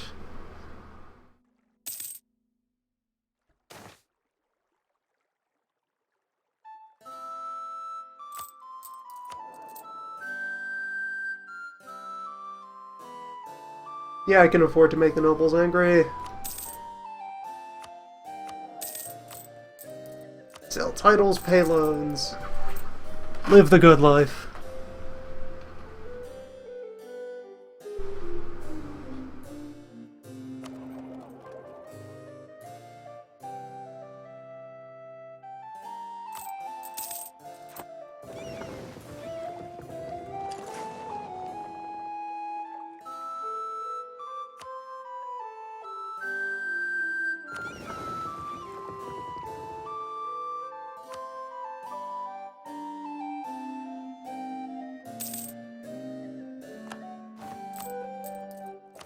Moscow has fallen. We must find a new rival. And Austria is fighting the Turk. Good luck with that. My rival. I will destroy you, Austria.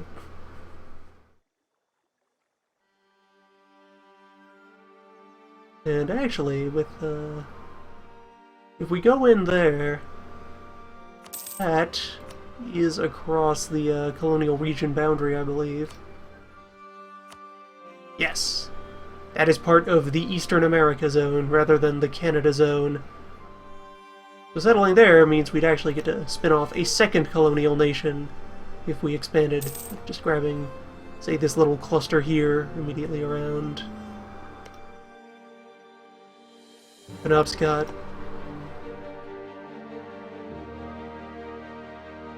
Would form into a different colony. We could have both a Sigvardia and a Hans land.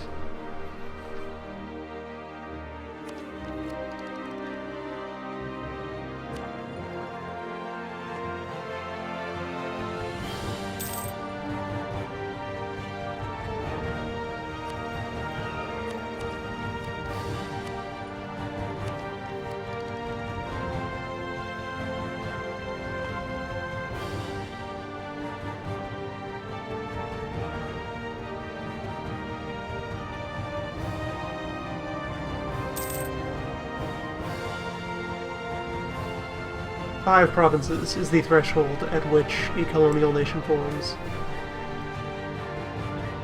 So for the north, once we've pushed onto the mainland, and for what would be Maine, just the cluster there will do.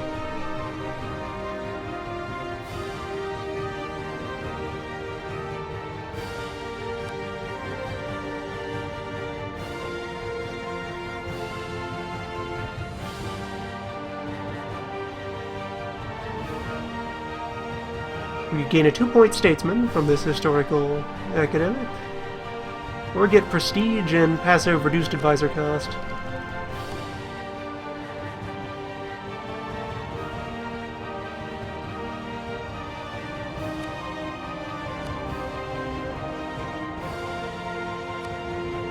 Oh hey, another Sigvard.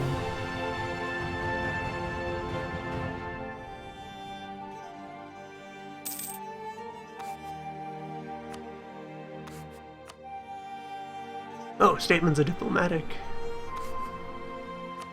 Folk type. Relations. Reputation. We'll buy in.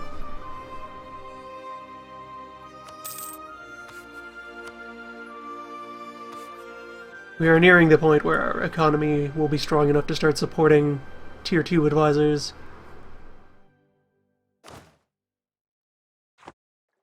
And the escalation that comes with that. Alright, as soon as he gets home, he can retire.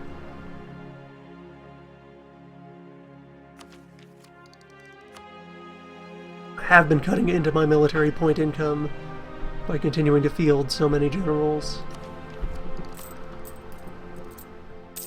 Gonna cut that out.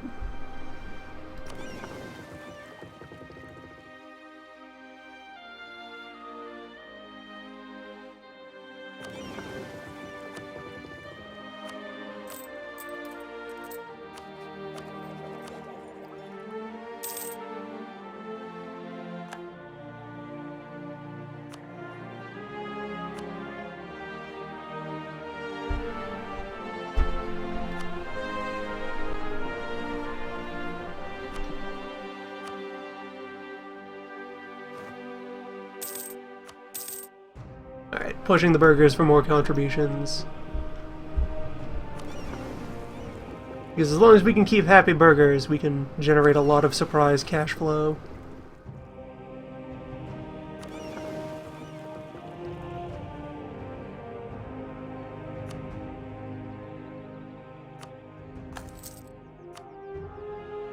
Congratulations, next generation fighting boats. Join your brothers in the galleon pile.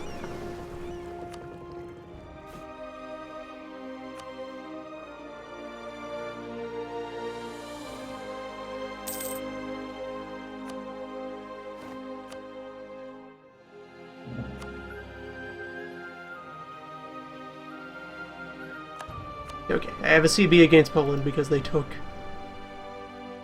a Muscovite province, which I had a claim on.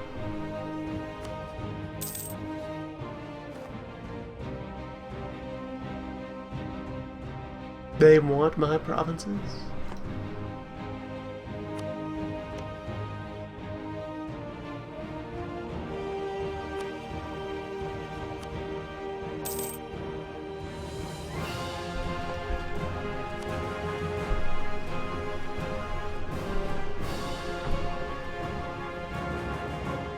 Don't try me, Poland. I created you, and I can destroy you.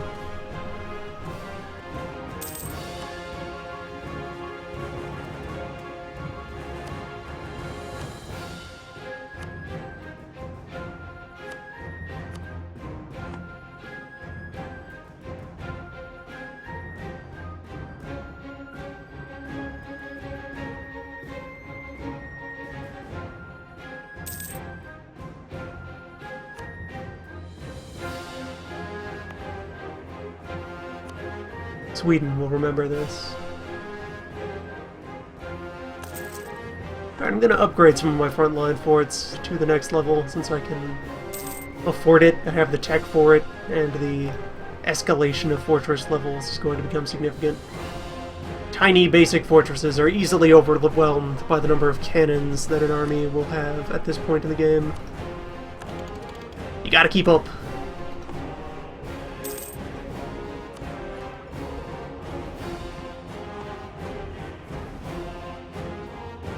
I'll be looking to further fortify Neva, Ustjugd, maybe as far back as Karelia. A nice 3-point defensive strategy in the event of a Polish war.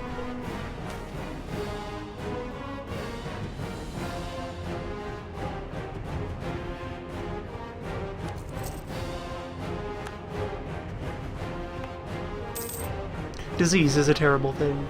We should do all we can to extend charity to our new neighbors on far-off shores. Alright, good. You are home. You are fired. I mean, he was a pretty good conquistador, don't get me wrong. Look at that. Look at that 4 fire. Look at that 2 shock, 3 maneuver. This was a fine general. But your days are over. Farewell. Although apparently I regained my second leader slot. Weird.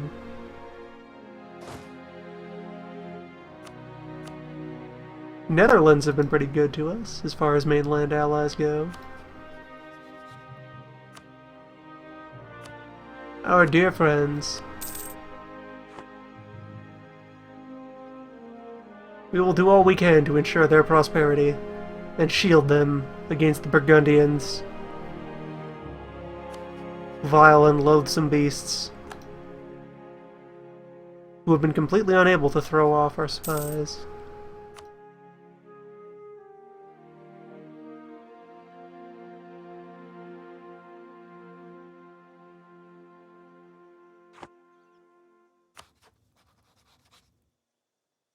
And no one should ever question the eternal, undying loyalty of good mainland friend Poland, who shall always stand at our side, as we shall stand at theirs. Dibs Latvia.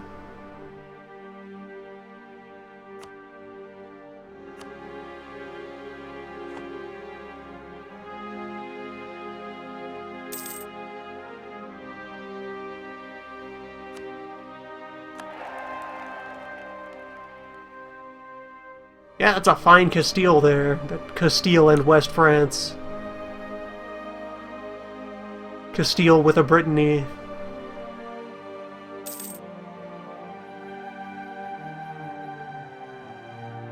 Which somehow is still not Spain. Weird.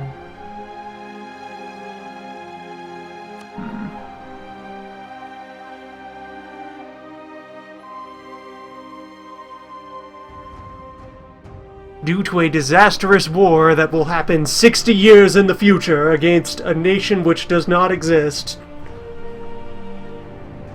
due to the shocking revelations of this strange, speculative, proto-science fiction fantasy novel that has been written about a disastrous war against Charles the 11th.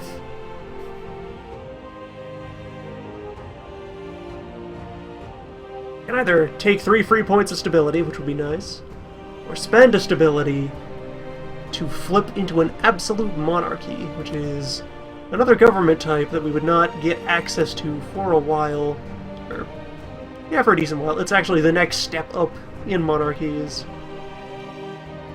Unrest reduction, discipline, and further autonomy bleed versus our current administrative setup. So we'd be sacrificing a bit of cash for some internal stability and a little bit of an army boost. Answerable only to God. Yeah, well, each of these layers of government involves kind of side grades from each other in terms of what they do.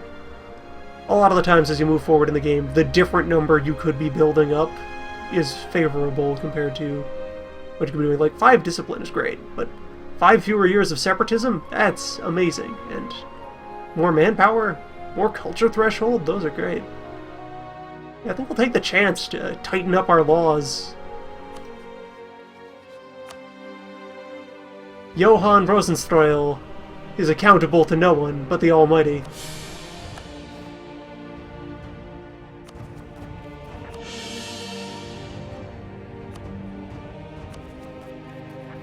And yes, our stability cost is actually lower than what it would have cost to move into that government type later when we unlock it properly. So we just saved 15 points on becoming our next level government. Let's see, that would have... yeah, 3 tech levels from now we unlock Absolute Monarch normally. So yeah, we're decades ahead of the times in terms of ways to justify the existence of our king. Man, Austria's kicking ass. Pope! Pope, what have you done? Pope! Stop this! Stop this madness, Pope! Too much temporal power! Your Holiness!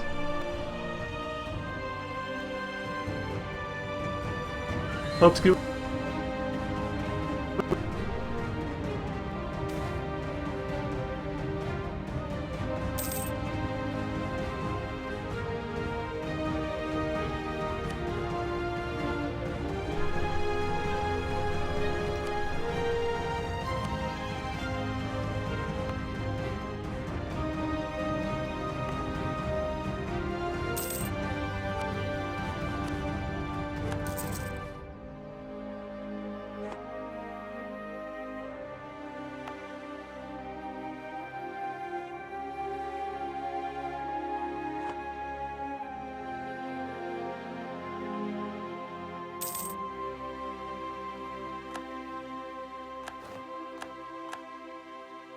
Alright, truces from the Northern War are over.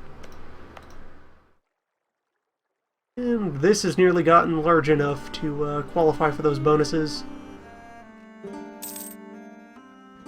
We will soon have our great burst of enthusiasm thanks to our mission.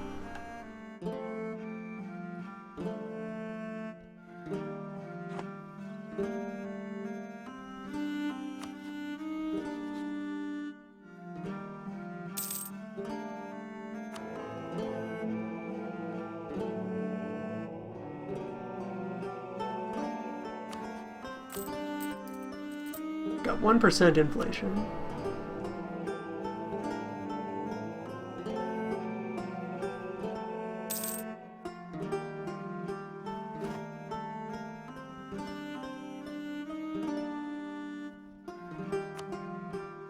Sure, let's forgive some usury. Borrowing is not a big deal. Debt is friend. Debt is life.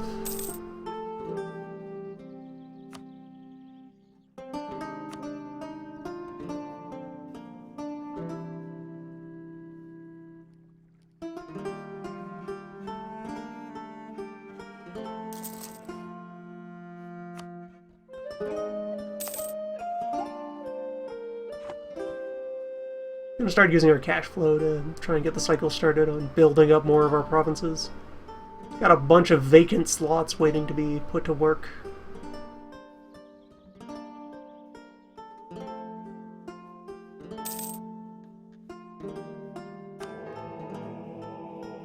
Poland is current Pope controller.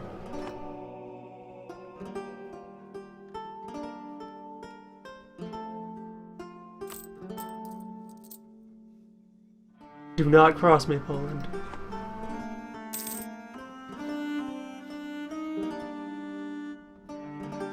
Whatever you may have against me, leave Pope out of this. The Pope is sacred. That is neutral ground. Nobody fights on the Pope land. That's the rules. Fur. And there's our enthusiasm mod popped. Good. Let's see. We do an arms race against Venice. Friend the Pope. Or have ambitions against Pomerania.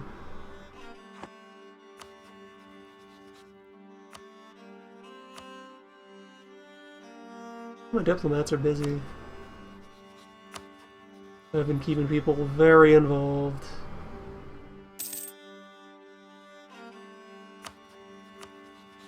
I don't need to destabilize Munster right now, not really.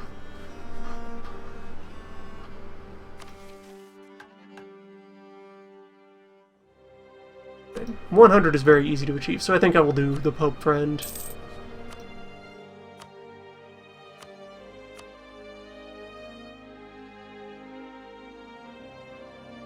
They only dislike that I am allied to one of their... Who do you hate? You hate Britain. Right, Britain is reformed.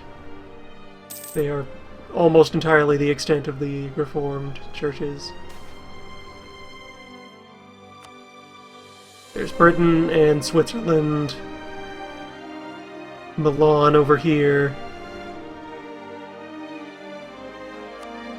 And this last holdout of Aragon.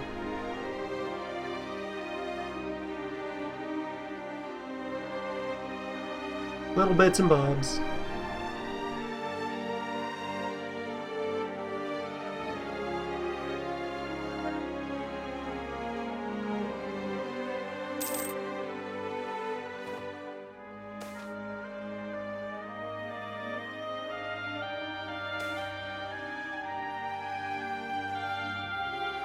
The Court of Appeals. It's a good court.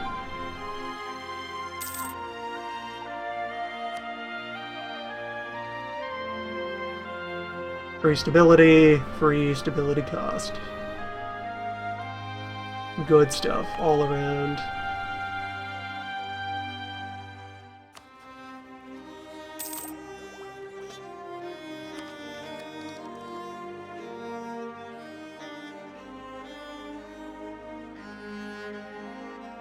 Yeah, the other colony boosting stuff here is too deep in. That's a lot of investment. The English are largely dominating the West Indies.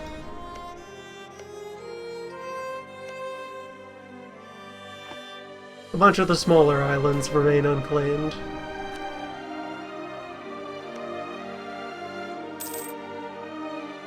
But nobody is contesting the region at this point. It's firmly English sphere of influence. Like, their primary colonial rivals are Castile, Portugal, and us. And none of us are on that. Johannes 23.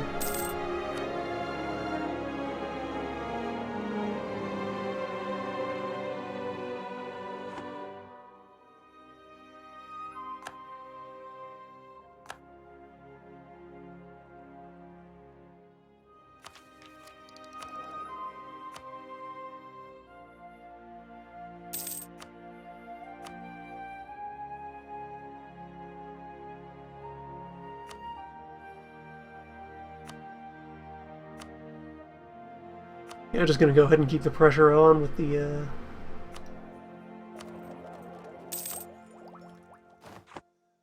colonial charters and so forth.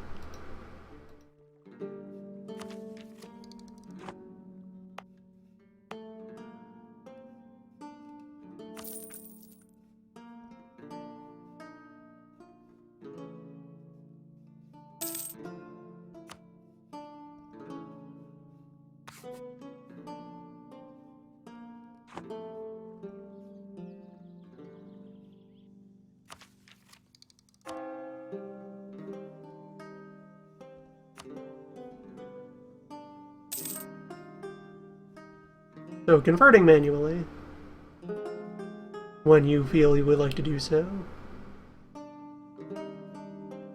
If this tooltip will stabilize. Tooltip, please.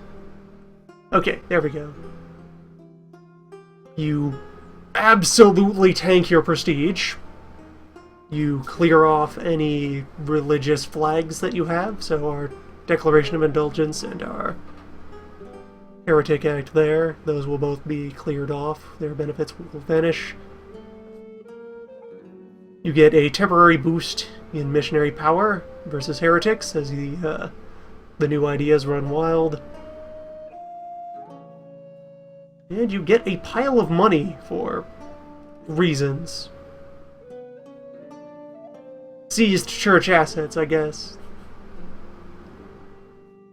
Piles of gold that are no longer traveling to the Pope. And of course you swap over to the different benefits of the other faiths. Regular Protestant would give us tax boost and relations improving boost. Reformed would add an extra advisor and give us 2 points of heretic tolerance.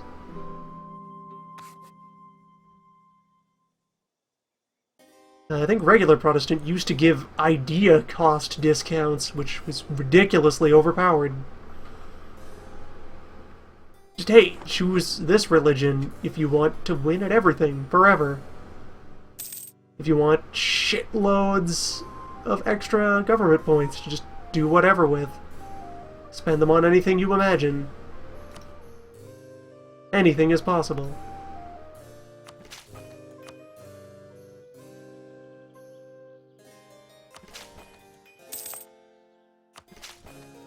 Yeah, it's time to build up Karelia a little. Nice, important fort-having province over there.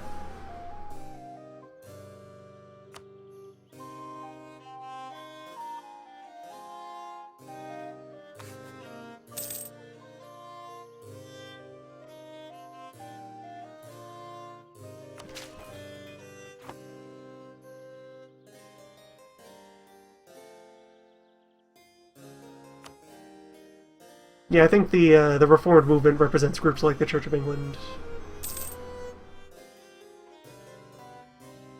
Mostly, it's just, like, there's endless numbers of different fragmentary sects inside of Protestantism. Just schisms for days, all the way down. It's really kind of the whole point of Protestantism, that everybody gets to split and break and fragment and do what they want with their interpretations of the text. It's just for gameplay simplification purposes. Way up here on the strategic layer, there are just 2 big, slightly different flavors of Protestant.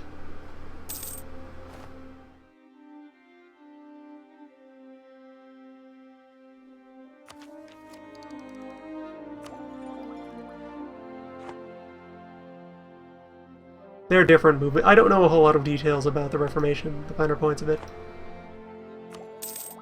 I have housemates who could probably discuss theology for days. Flood you with all sorts of fascinating trivia on that subject. That's not my subject, though. Each of them is an amalgamation of many kinda related sects. For ease of use.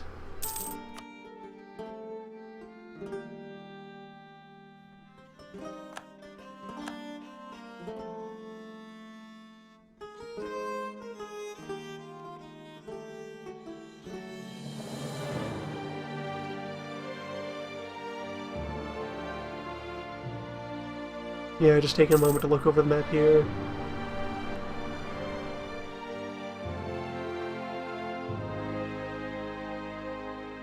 Islam looking good. Tengri alive and well in the depths of Siberia. Only these folks over here are organized Tengri, though.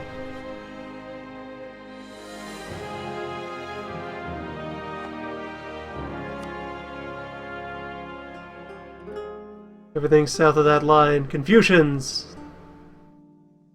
And,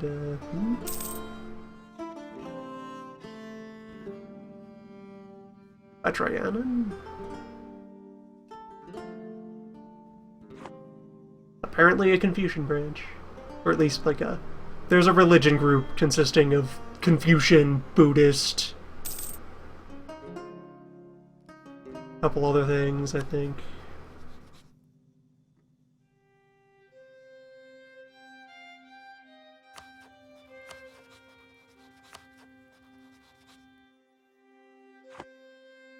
Oh, that is a sort of Buddhism. Tantric, alright.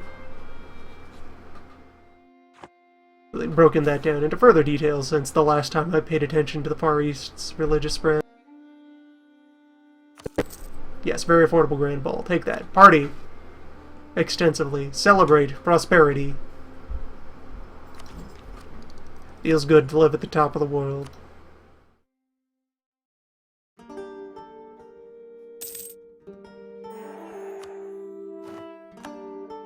Hope relation solidified. Carved it into an ice cube.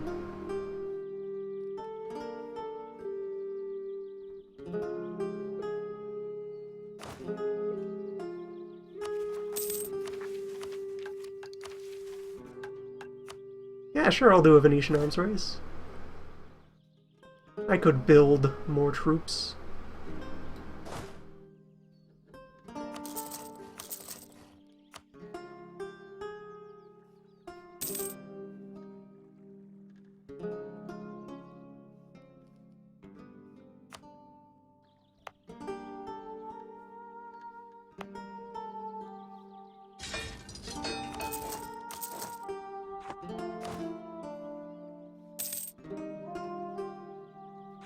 Yeah, baking up the colonial forces.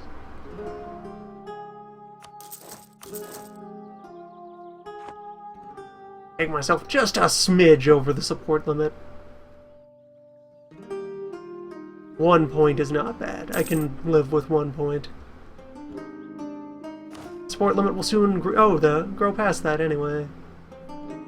We have ways to improve it. Developments to dig into.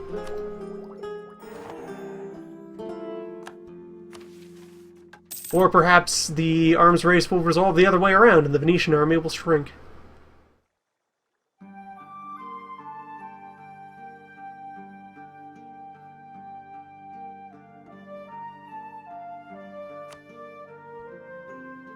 And take a mission to finish up with Pt.5, sure. I don't think I'm going to buy any development in there, but sure. I'll take the buff.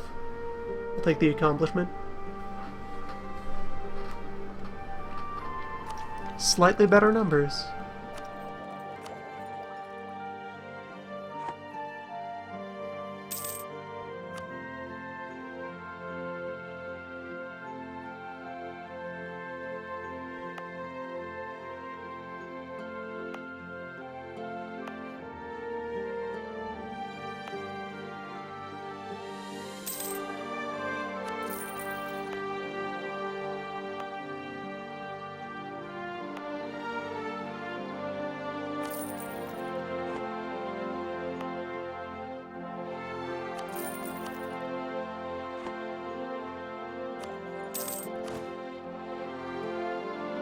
There we go, 68 support limit. You just needed to slightly embiggen and urbanize.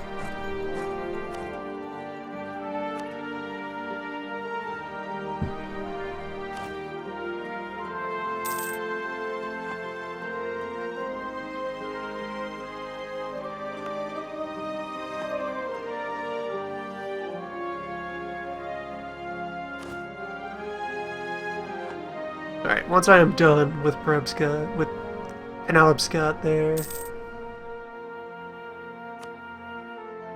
I'm gonna turn my settlers' attention back towards Newfoundland. Because the sooner we get the actual separate colonial nation up and running, the sooner they start colonizing on their own, and that's going to greatly improve our throughput. They'll colonize on their own, and they'll incorporate newly finished colonies in their zone. So I'll grow enough to establish that colonial puppet, and then turn back over here and finish our southern colony. Then direct my colonist opportunistically as needed.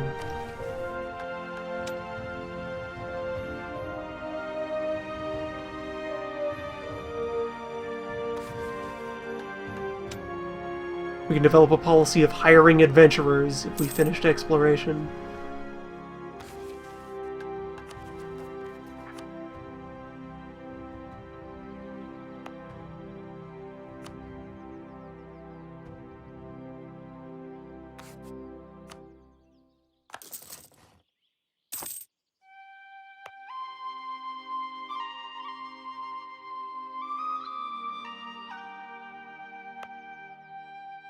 And showcased here, part of the building system, buildings that are upgrades of other buildings don't take up an additional slot. They replace their obsoleted form when you build them.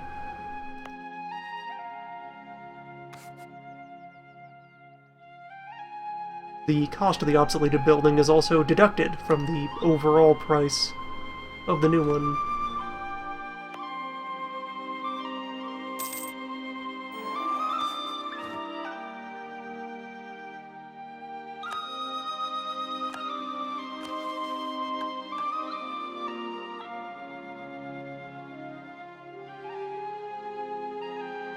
Any large boat would be terribly expensive and outside of our means.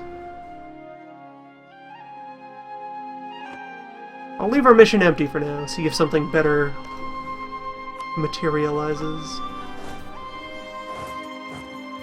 Alright, you guys march on out there and go garrison the... Actually, you guys stay here. I will send the boats to collect new troops who will be shipped over from Greenland.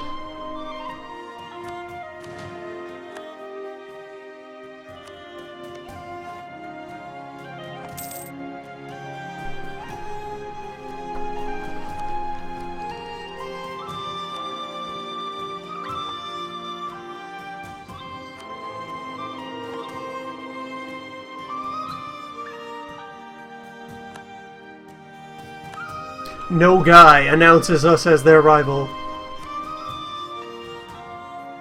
They have not forgotten our past engagements.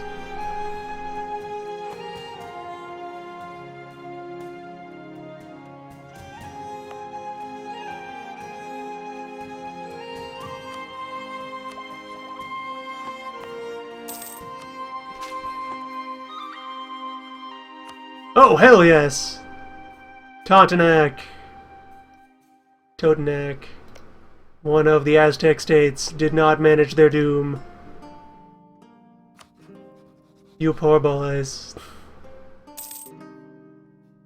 You done got doomed on.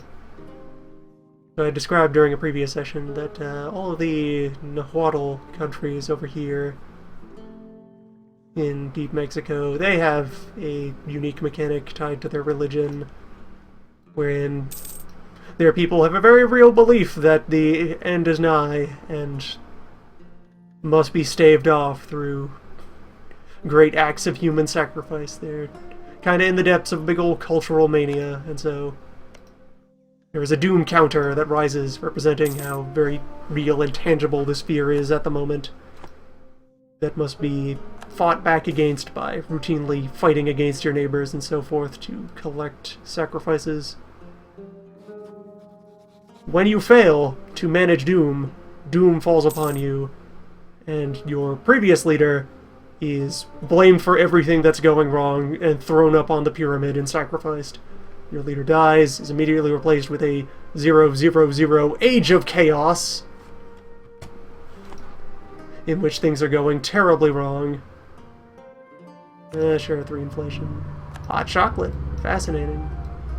And the Castilians have successfully circumnavigated the world. Good job. And also, having Doomsday Pop resets any... Well, it undermines any progress they may have made down their reform track.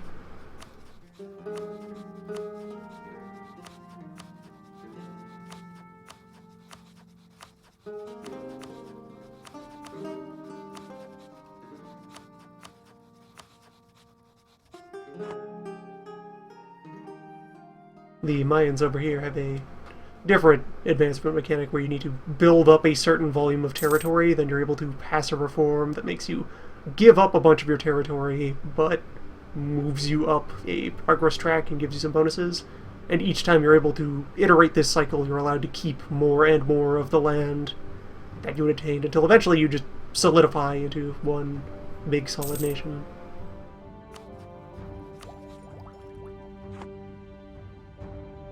I don't recall what the Incan mechanic is, but they have a similar progress down a reform track via some sort of system of fighting and diplomacy until eventually you are able to solidify and reform and usually spike up a whole bunch of technology right away.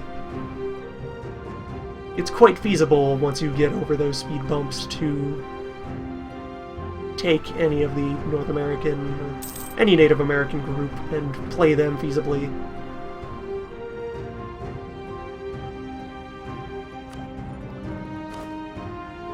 Our great general has passed. He served his purpose well. Heir to the throne right now, Gustav.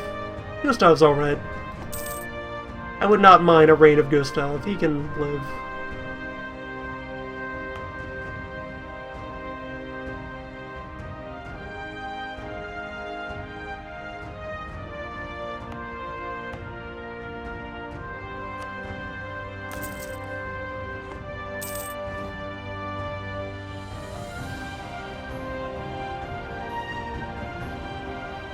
Local autonomy is bleeding steadily from, you know, I think pretty well most of our territory is floored for...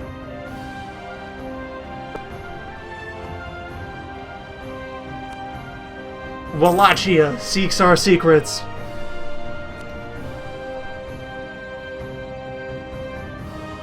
Dracula's agents are everywhere.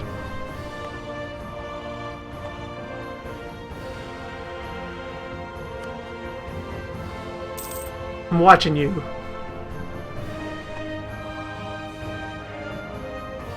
In Albania. And a Ragusa. Yeah, it looks like the Ottomans got a bit of a roughing up from the Austrians. Minor losses in Europe.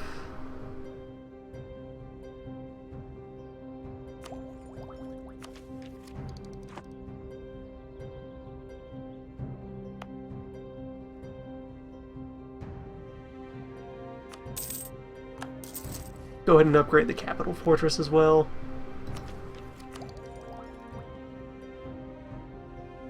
Soon our boats will learn to fight in line. Side by side, boat to boat.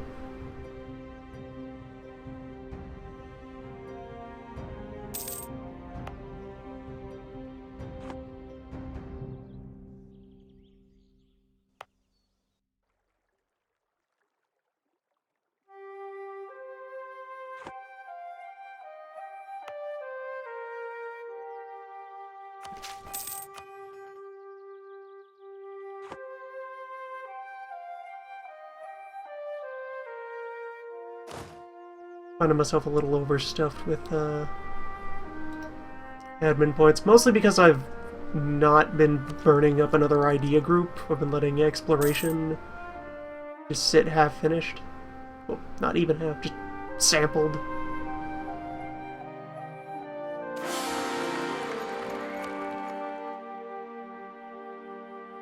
Gustav has inspired a pretender.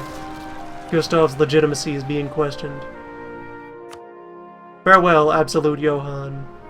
Hello, King Gustav. Hello, Karl. Adequate Karl.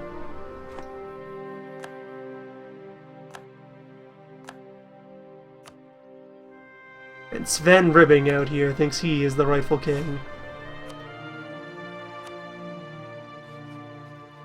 He does not have much of a following, though. I suspect we have got this.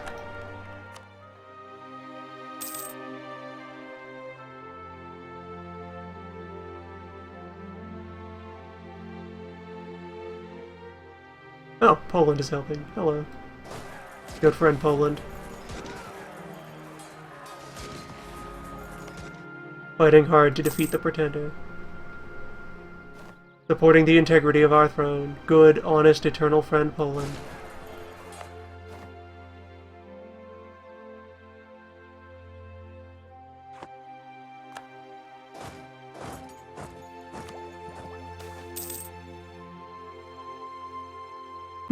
Nice. Excellent minister. Piles of free points.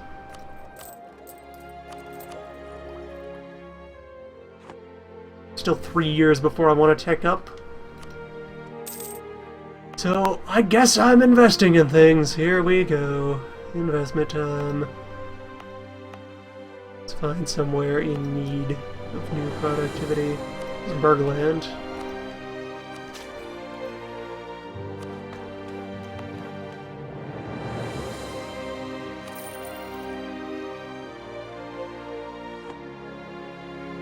Actually, let me take a look at my graphs for another thing to consider.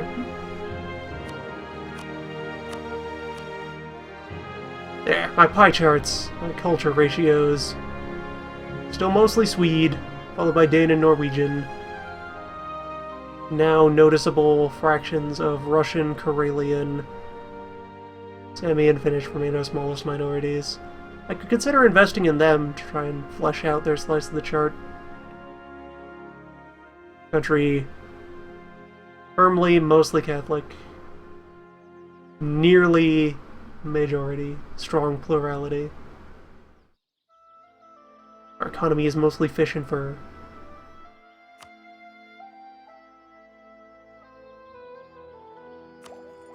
To become Scandinavia, the thing that we don't have is Admin Tech 20. There's just an earliest time at which you could become a Scandinave. I don't have much interest in forming the Union tag, though. It has its benefits, but Scandinavia is not Sweden.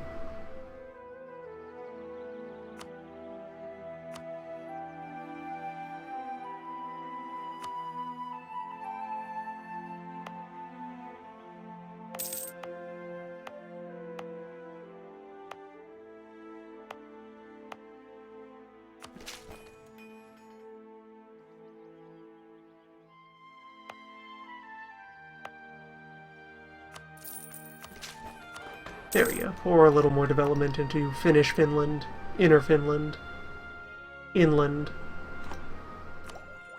the F inland.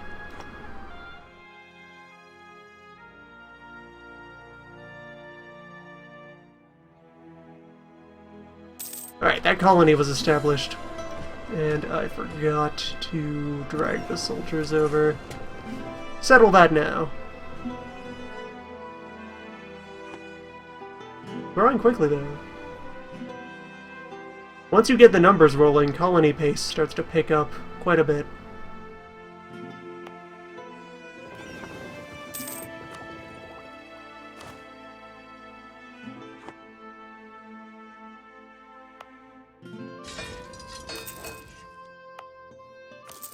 Train some cavalry in the New World to join our little colonial army. Keep the peace.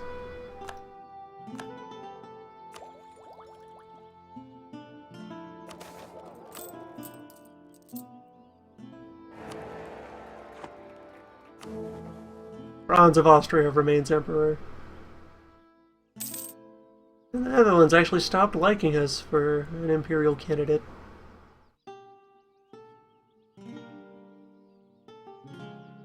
Right, our legitimacy tanked. That undermined our electability in their eyes. That's fine. As goofy as, you know, sneaking your way into the imperial crown off from the side is. To play. We have our own game to play.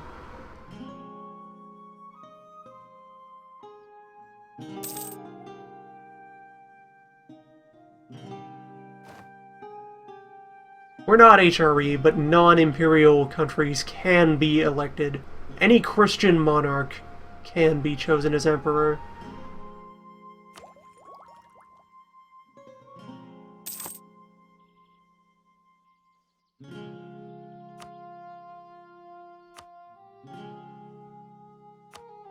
And with the religious schisms that have happened inside of the Empire, there are only Catholic electors right now, so that puts us in pretty strong contention.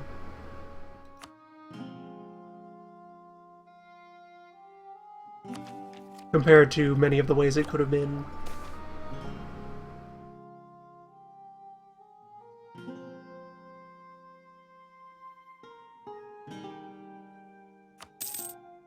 Yeah, I don't need the claims I put on Holstein anymore. They've served their purpose.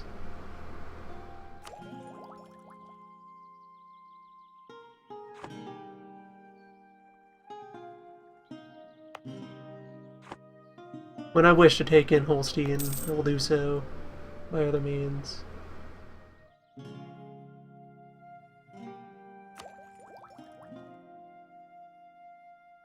Gonna bank these points because soon I'm opening another idea group.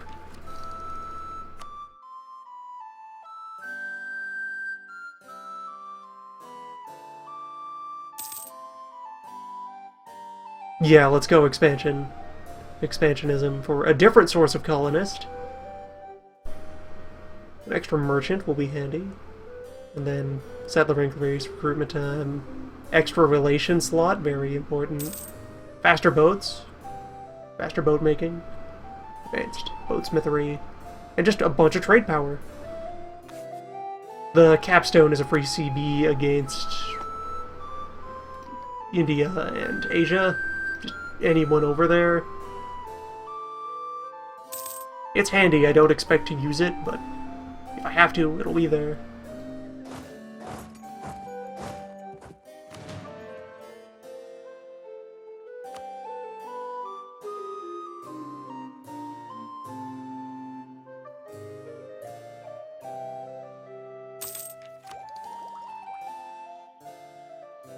Next year.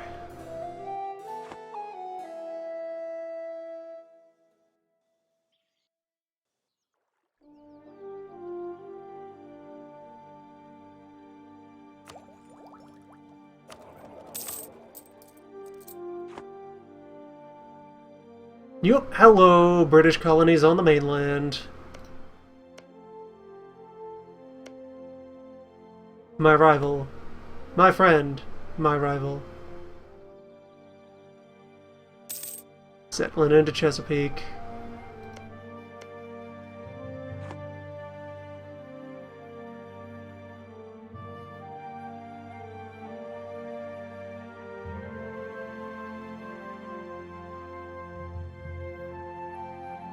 Alright, if they're starting off over there, I have breathing room. There are tribes between us that can serve as a buffer.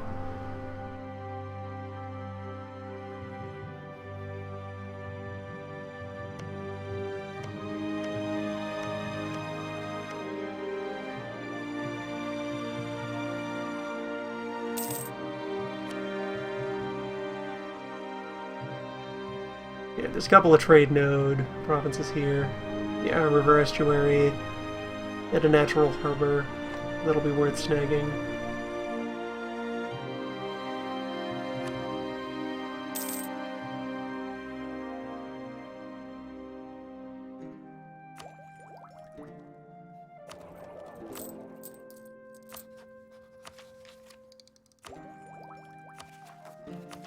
I think the most colonists you could get up to at a time is 5? Or so? 3 off the generic ideas. Some countries have access to a colonist-giving idea, either from their national strength. Moscow's gone. Farewell, Moscow.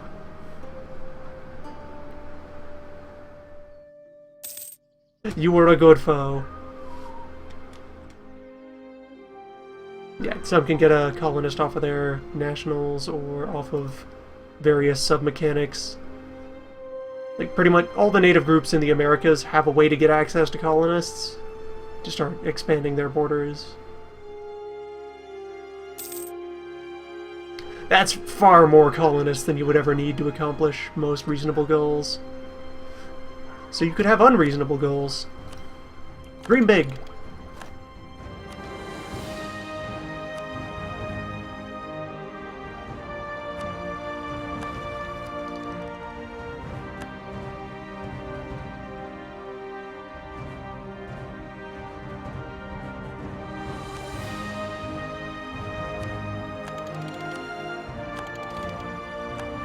So we learn of the Carbine. What shiny new cavalry type. And cannon upgrade. Leather cannon. An innovation employed by historic Swedes.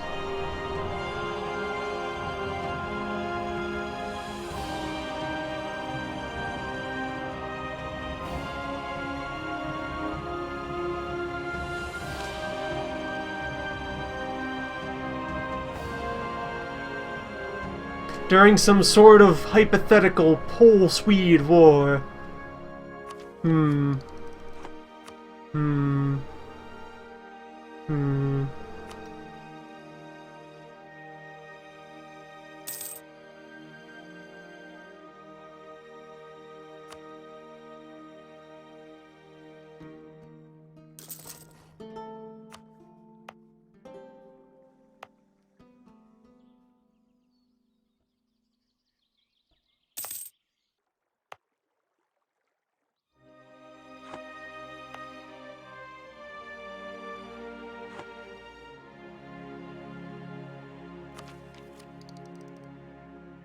Alright, we'll soon possess our second colonist.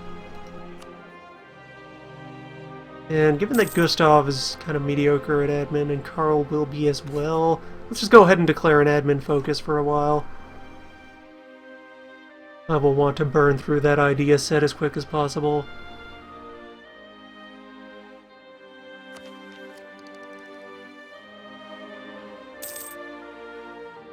Put every bit of it to work.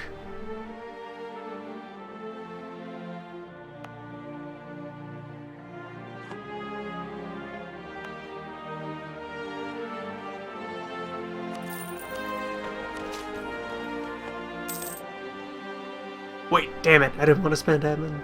Oh well. Congratulations, Åland, on your newly expanded tax base. Åland. A with dots. Land. Vowel land. Enjoy. Knowledge. Speaking it out. Venice no longer respects us. Venice is losing ground to the Pope.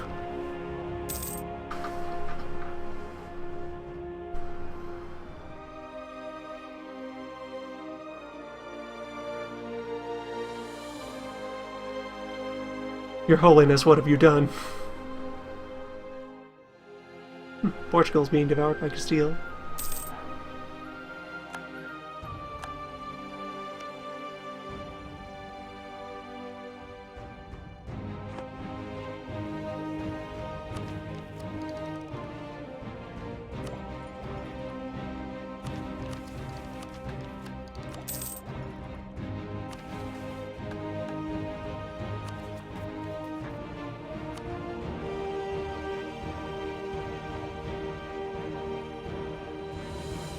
We live in interesting times.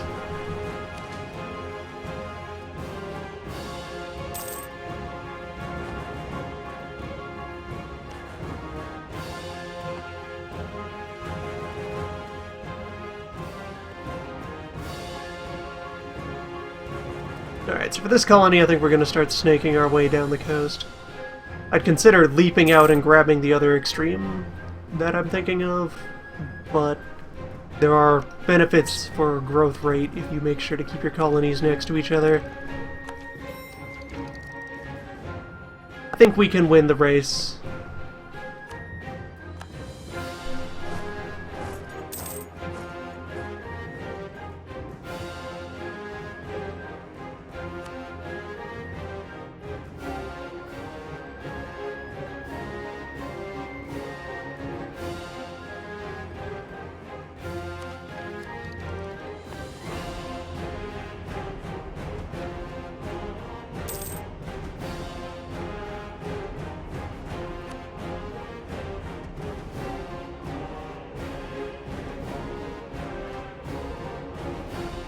Accumulating a lot of liquid assets. Very nice.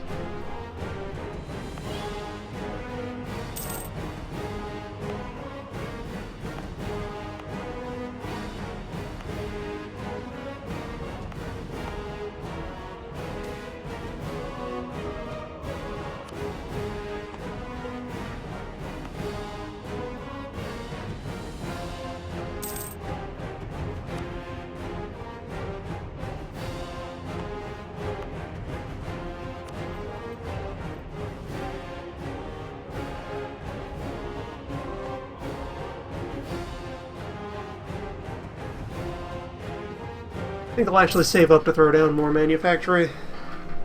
And go for the slow burn. The long investment, especially since we have every type of manufacturing now. Get all sorts of Swedish industry running. Proto-industry.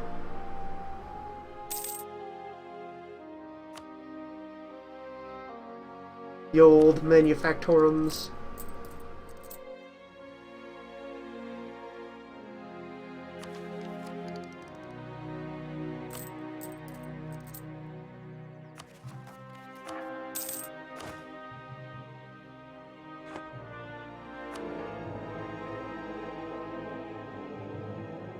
I could get the Pope to bless increased taxes. For industry. Prosperity.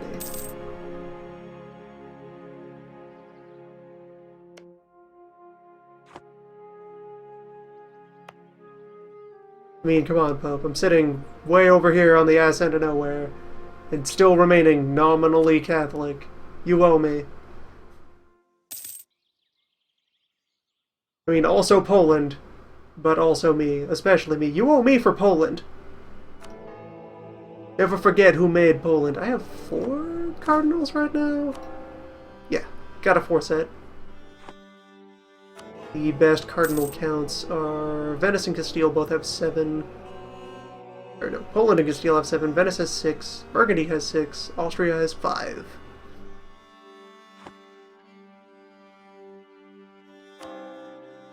Our cardinals are Stockholm, Gotland, Finland, and Dallas Kogan.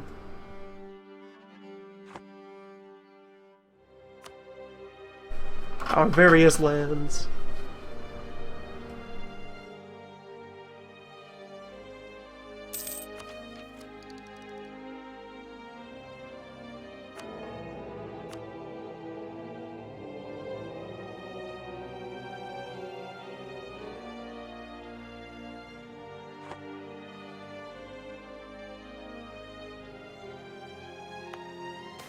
Very important cardinal, the Bishop of Gotland.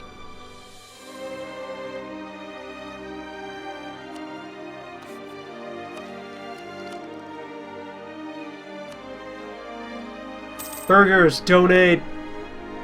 It's factory time! Let's see, which of these is the most valuable I could throw down. 0.5 for weapon. 0.2 for textile. Got 0.3 on plantation. And around 0.4 for a bunch of trade good candidates.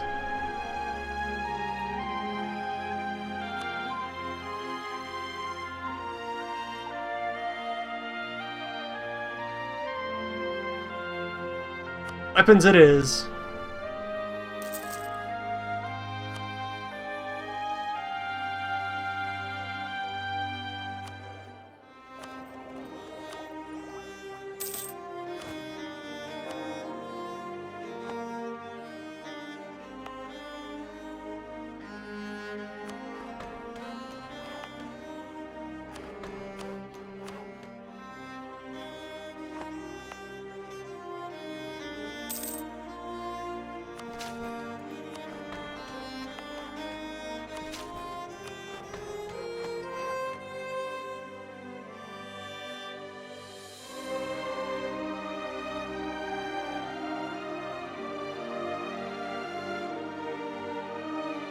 Alright, new colony has been seeded. The escalation begins. Let's see, how many relevant ideas do the English have? A full exploration set, so they will have 2 colonists active. And plus 20 growth on those colonists. We will only have plus 10 from our side of the idea set.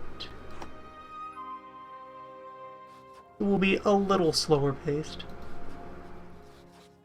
They may also have some other... Let's see if I can get a look at one of theirs. 72 passive. 34 colony chance on a nearly completed one being worked on. So compare, we have 60 passive. And 23 on one that's freshly formed. Where there is a 9% difference accounted for by the by just the size benefits.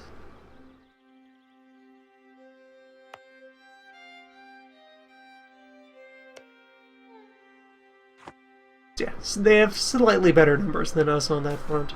Just slightly.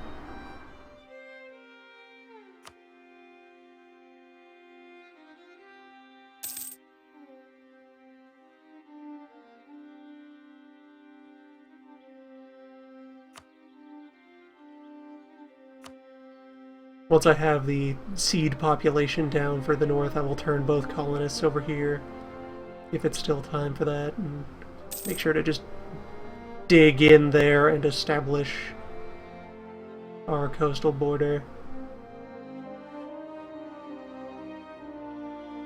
As long as we can paint the edges blue, we'll have secured all of this space inland for eventual exploitation.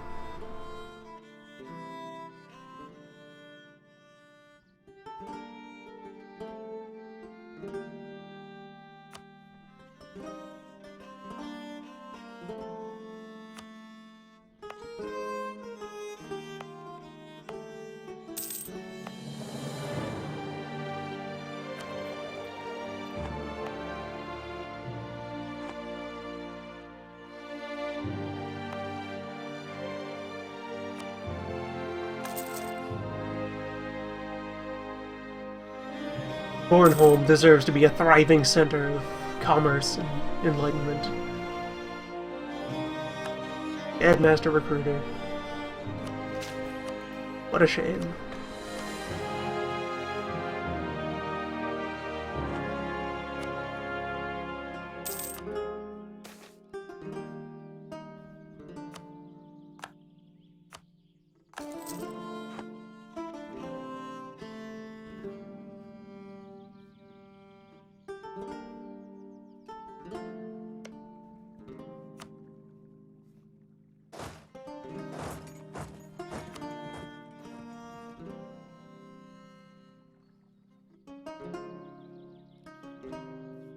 Yep, just need 2 more colonies over here to seed the puppet government. Then Northern colonists will divert their attention to the warm bits.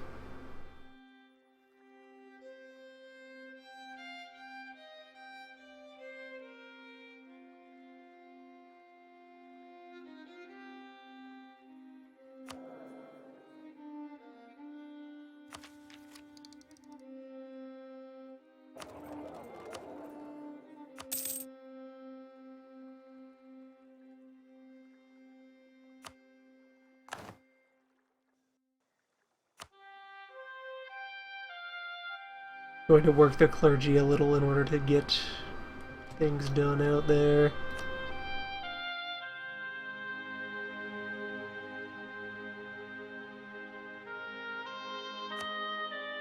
Do something to make it up for them.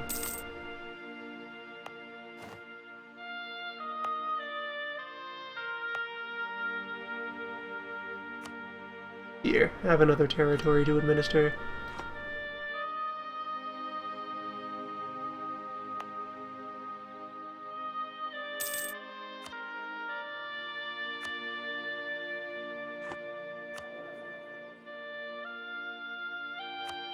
They're fussy because I'm giving them garbage land.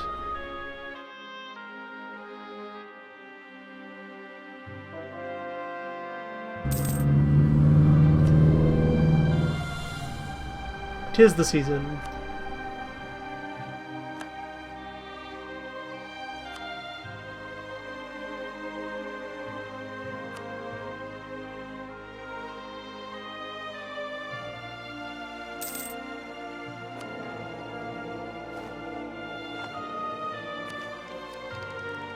And it's worth it to secure this extra merchant. With whom I am going to start trying to collect down here.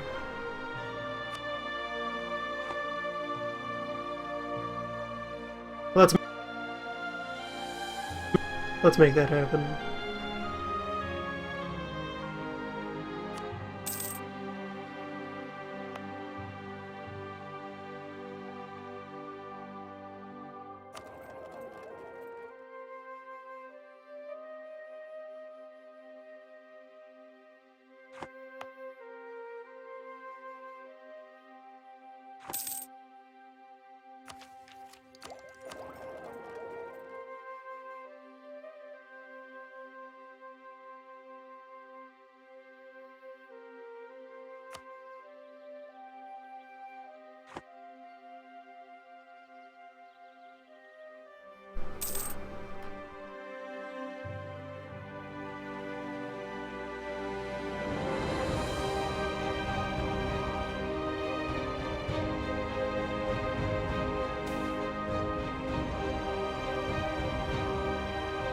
That is a fair price. Write book.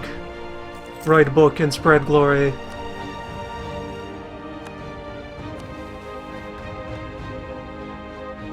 Pomerania, Pope control. Or just get prestige.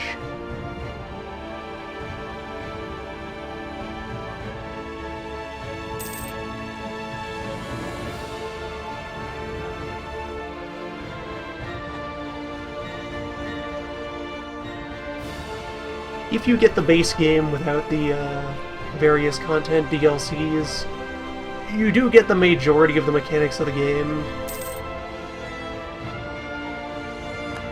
Most of the bulk of the DLC that you will see listed around is mostly cosmetic stuff, extra graphics sets for like nation-specific sprite packs of units, or extra music to throw into the roster. Very nice treasury. And then, essentially, for each content DLC, there's one specific sub-mechanic that is a part of that DLC. A particular fiddly bit off to the side.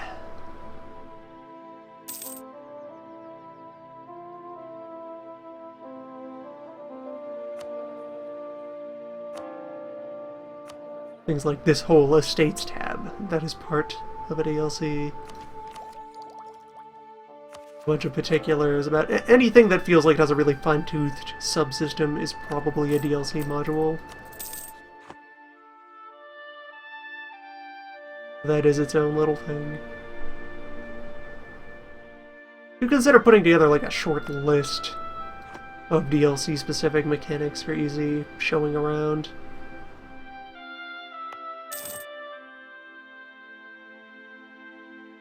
The base game is quite effective on its own.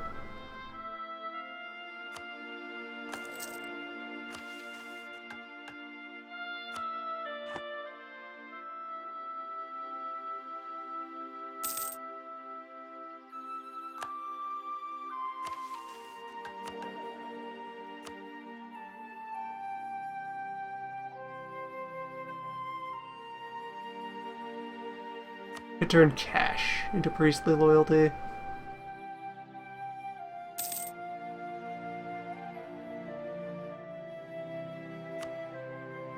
And that's the only option I have for pacifying them.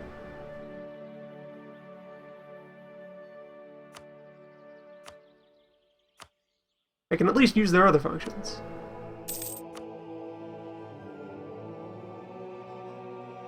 Go ahead and dial up our Pope influence. Put our hat firmly into the ring for the next vote.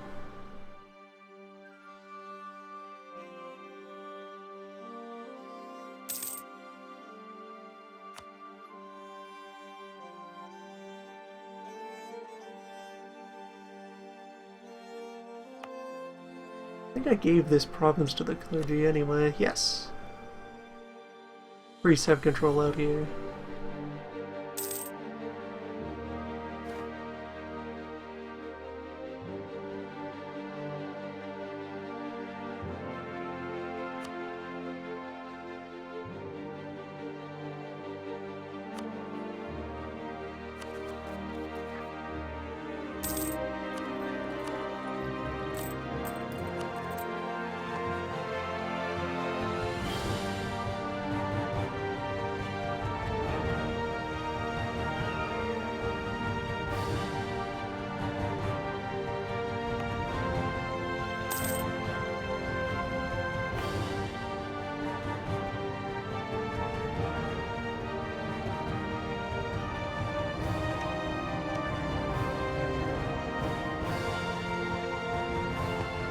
Okay, the English possessions out here have spun off into the 13 colonies, currently composed of 4 colonies.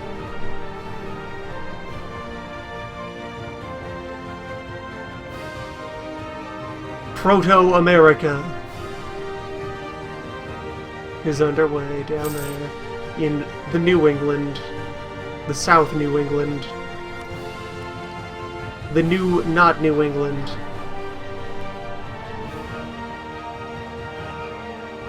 This little random non-contiguous stretch of miscellanea.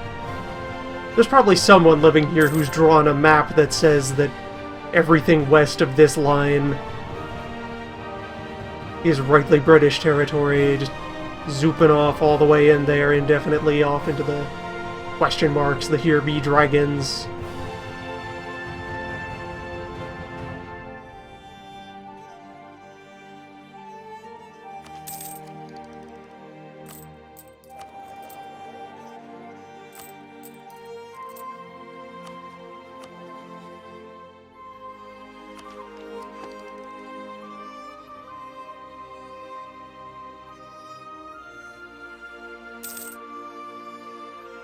This poor little France.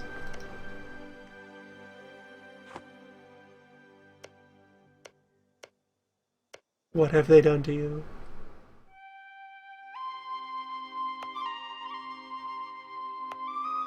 And in doing that, I remembered where this interface button is. Hello. That is expensive, but worth it. Alright, so this mechanic here. If your capital is in a position that's not particularly good on the trade node network, and you'd rather do your primary collection somewhere else, you could take one other node in the world and declare that your primary focus of trading, and then you can collect from that as though it were your home node at no penalty.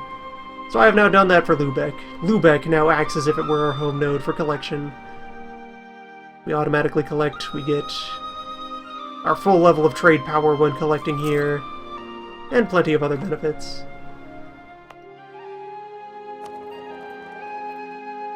And so that's there to help various countries get more involved in the trade game. Yeah, we're like now forwarding all of our influence in the Baltic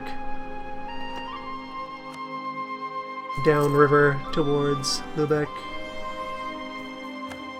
Which is great for us, because now by cooperating with that, you can see a huge amount of the money that's sitting here in the Baltic Sea is now being ripped out there, because a bunch of other countries agree that they would rather send the money this way and collect it off here. So if I then transferred my trade patrol fleet over to Lubeck,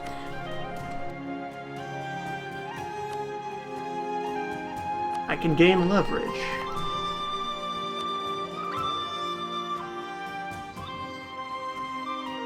Give that a moment to come into effect.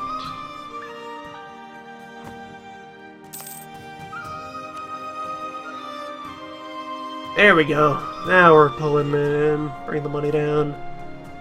Just gained an extra $4.50 a month-ish just from transferring that navy over.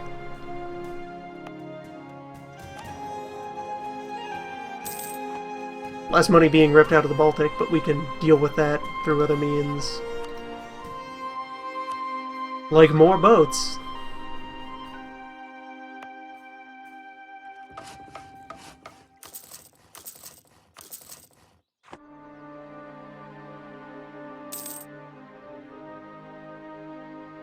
So yes, that is a mechanic you can use if you want to engage in the trade. But chose a country that's in a weird place on the network. Or in particular, like, another way you can use it is if you go and look at the bigger network here, most of the overall direction of flow is that there's a whole bunch of value out in China and Japan and the Spice Islands down here that will either head overland through Central Asia, across the Pacific into America, enjoy this nice straight line border in our knowledge of the ocean, our convenient international date line, which we stopped exploring on. Look, the ghost of Hawaii.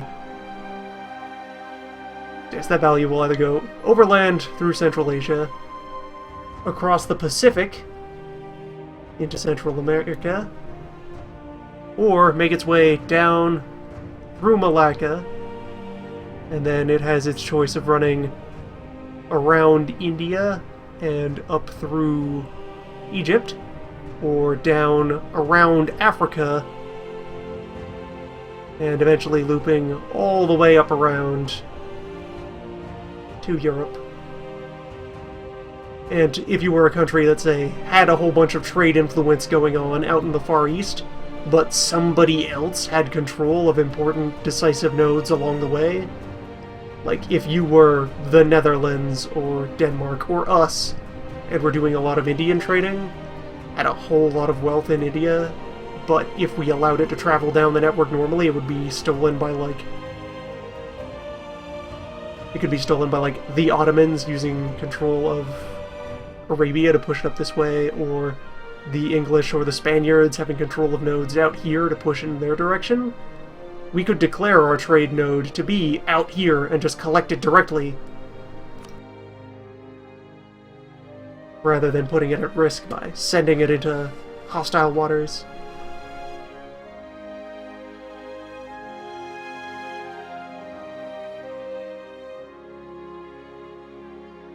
To reiterate, the Japan, by the time we got to know of it, has been unified and is just there. Doomsday.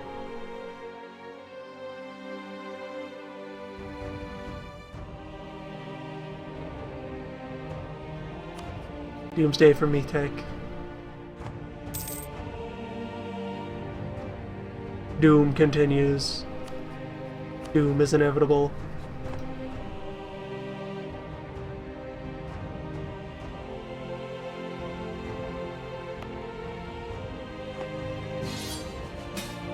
And being called to arms by Britain against the Iroquois?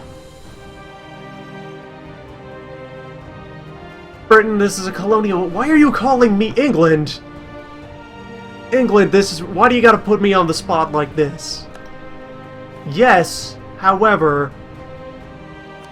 Why?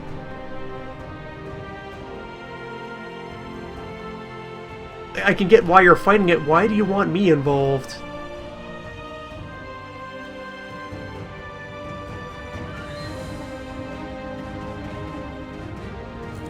I guess they're gonna force my hand with Manhattan. Something I could do, because my cash economy is prosperous once I go back to peacetime levels of military maintenance. Because this is not a real war. Is I can actually engage in a bit of a gambit.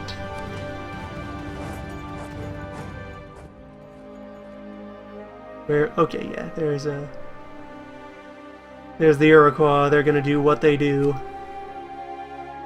The particular two things that North American natives have for them and their mechanics is they have a system of leagues that they can form that allow them to make really quick, large defensive alliances. And the Iroquois are usually able to put themselves at the middle of one of them. They can just throw together a federation. Yeah, there we go. They're in a federation with the Mohicans and the Mi'kmaq.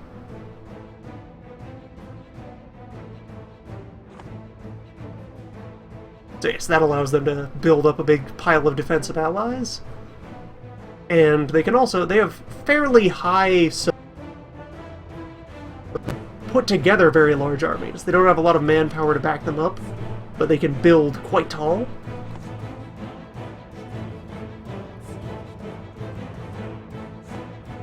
They can build quite tall.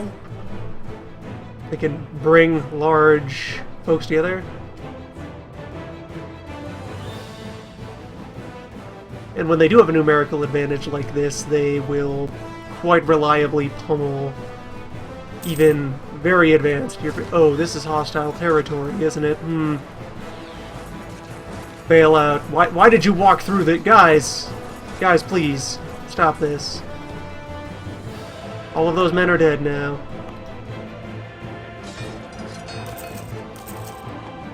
So anyway, I was going to do a thing of wandering down there and starting a fresh colony in Manhattan, but I should probably wait until the war is over to do that.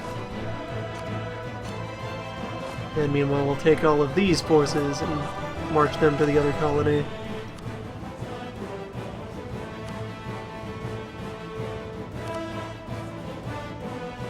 Should probably not march, but instead boat them to the other colony.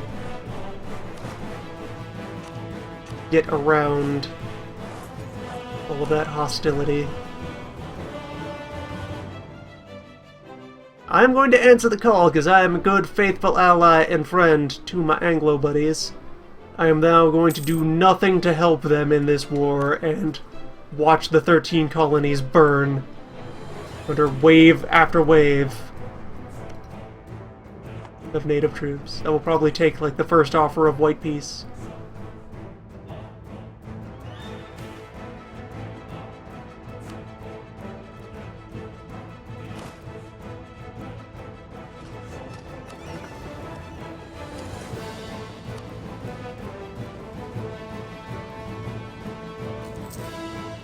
As long as they don't come after me, which I should be able to deter with a simple, like, 8 or 10,000 man stack.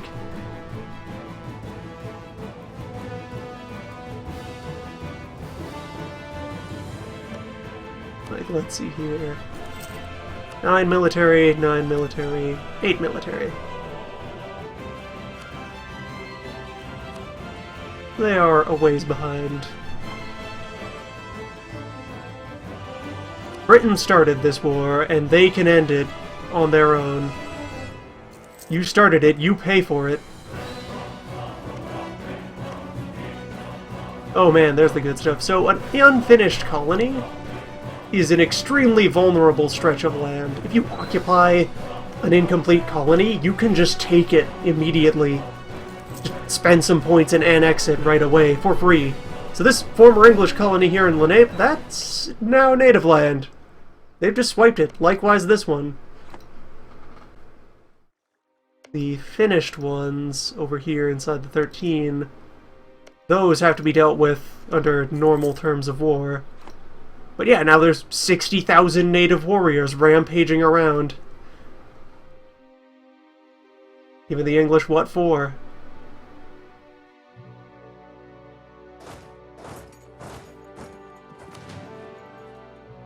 And they earned it.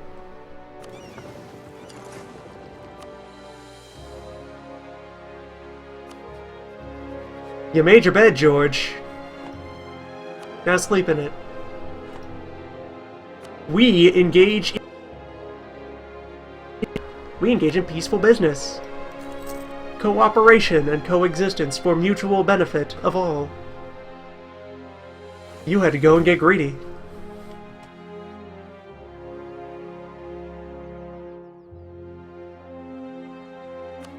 Are my clergy still fussy? They are. This is a chance to soothe them. And then just hand out some free monopolies. There we go. The states are calm. Everyone is happy.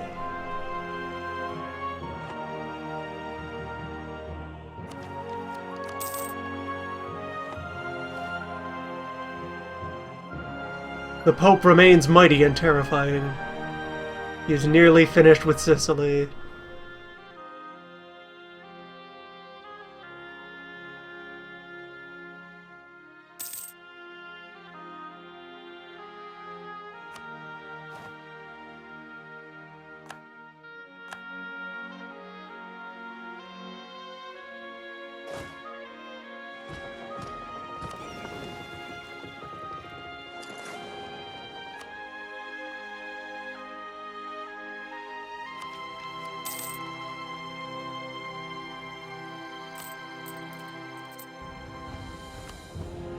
Yeah, my clergy keep running hot with influence since I'm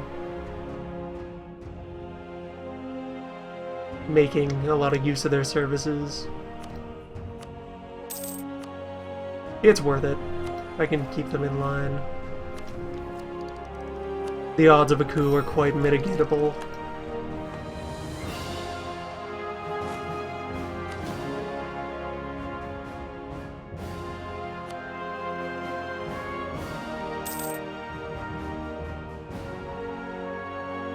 Yeah, it is a little weird to see, like, the background noise, native sprites, receiving firearms, whereas the current native warriors are still using spears and other regular weapons. They do have little musketeer sprites that they get if you get their country advanced enough. I'm not sure what the exact tech level threshold is, but at some point they switch over to having little riflemen. And yeah, they are just absolutely tearing apart the English colonies.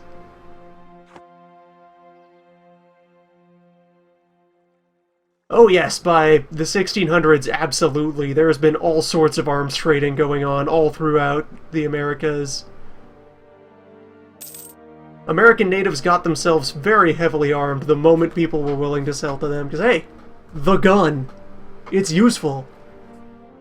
Hey, you hunt animals for a living? How about hunting with a gun? You worried about a bunch of weirdos from across the ocean trying to encroach on your territory and take your land? Try a gun.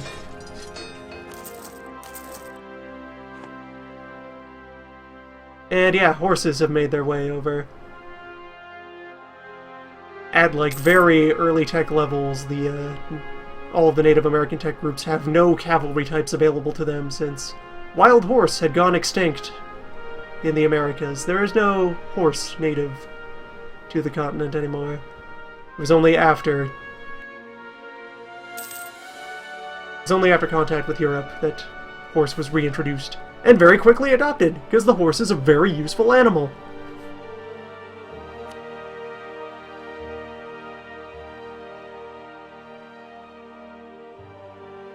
And so at around, like, tech level 5, natives get access to cavalry.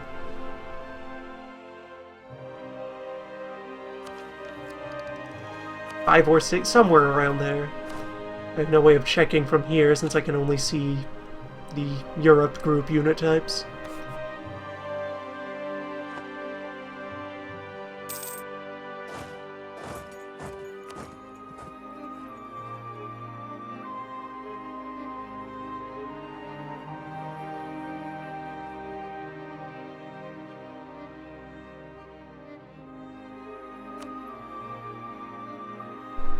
You fuckers!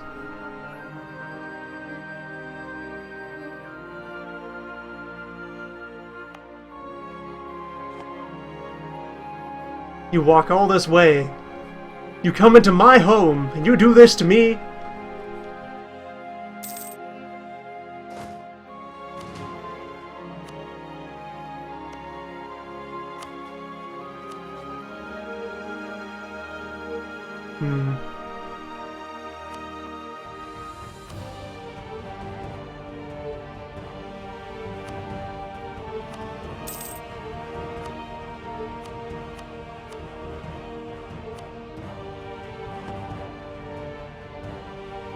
Maybe just a good old-fashioned bribe. You guys...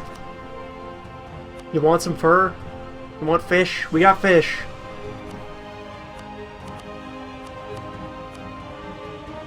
No, they're not interested.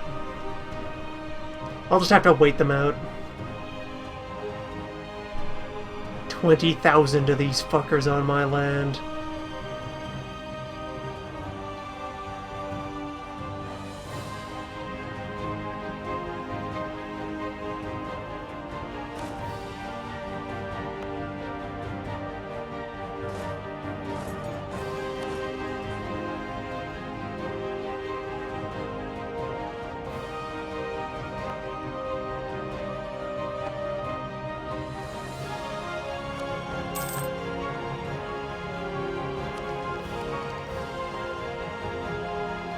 Yeah, an advantage of getting colonial nations up and running is they will have many quality of life things that a country has, like a natural fortress in their capital. And they will be raising local regiments for use in self-defense. My dudes will be wildly better than theirs, weight for weight.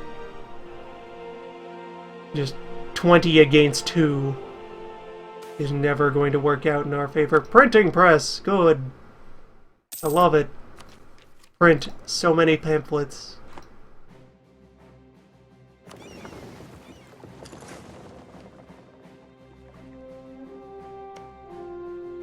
If there is war score against us, they might be more open to letting us back off. Alright, clear the offer.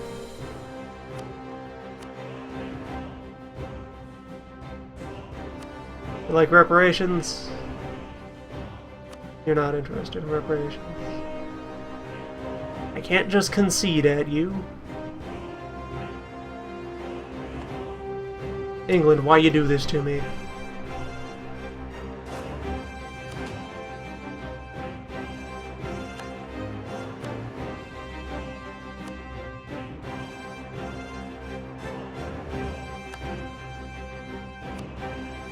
Alright, Fred Engelbrecht.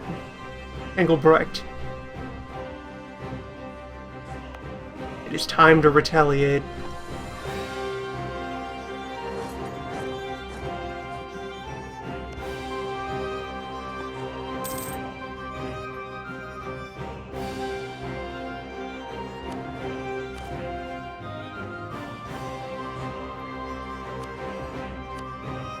I was wondering what I was going to do with those 6 extra points of supply limit. I guess I need them in the new world.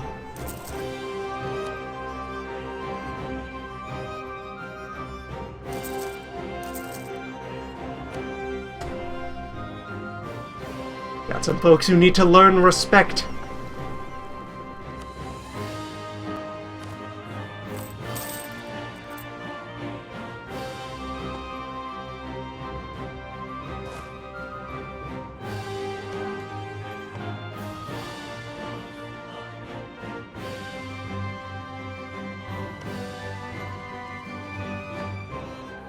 We are in strange and distant lands,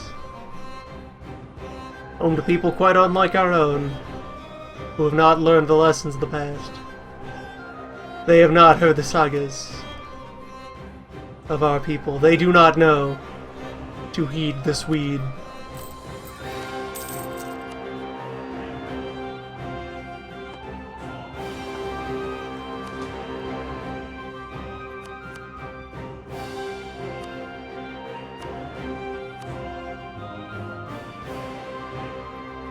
They will learn.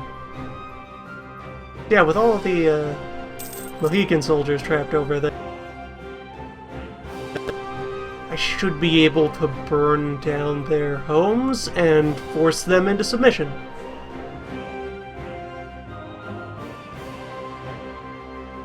Just, you know, round them all up, throw their children into the sea.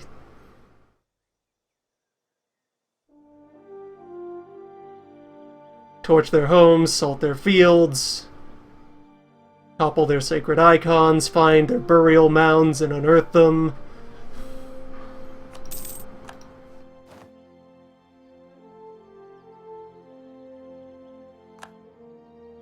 Britain has decided what the Mohicans will give up for the... You made a powerful enemy today. Sweden will remember this.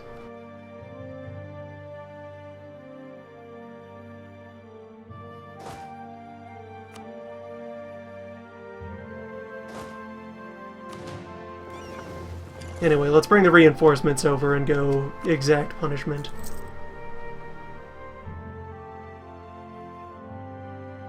Ow, it's personal.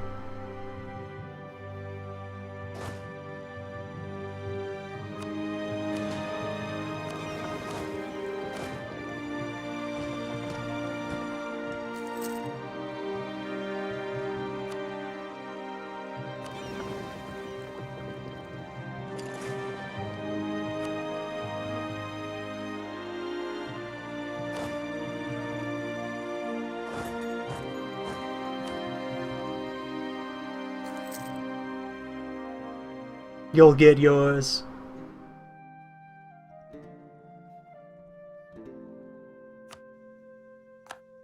Austria has taken up the cause against the Dracula. Admirable.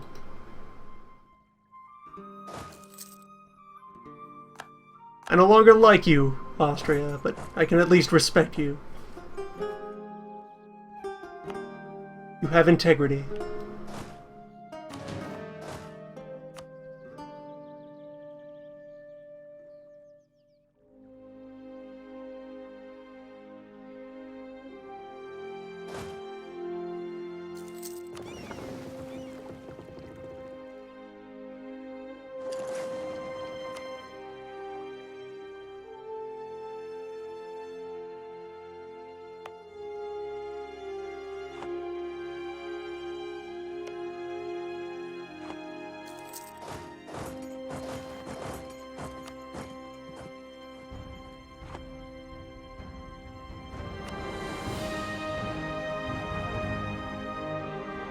Yeah, you guys are still involved. And you are far from home. So you will suffer. I will see to it. You will face the consequences for defying me.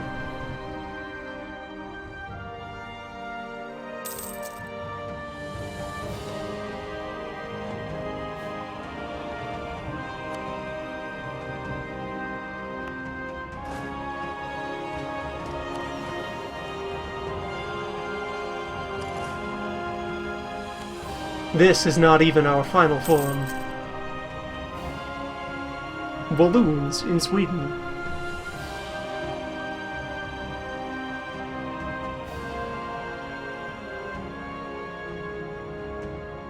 I could take a stability, which is jump change, or get like nearly a manufactory's worth of extra goods produced across a couple of provinces by virtue of helpful balloons. Welcome them, brothers.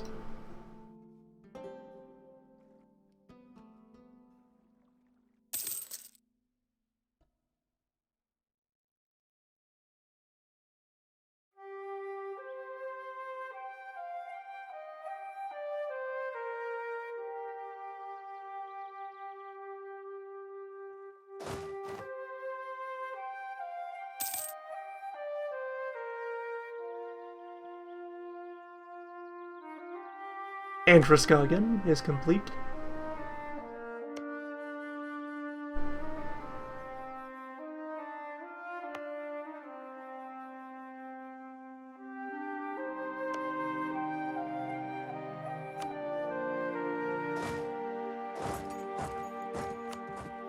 Let's go along.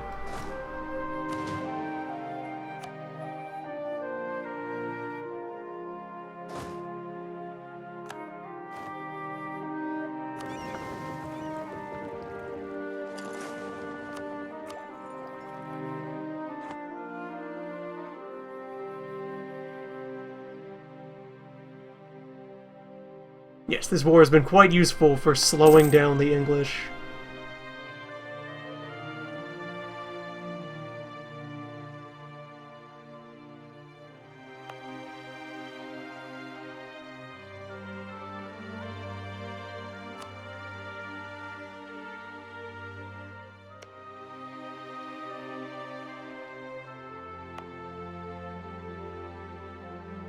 Yeah, I can pull the colonist out of there early.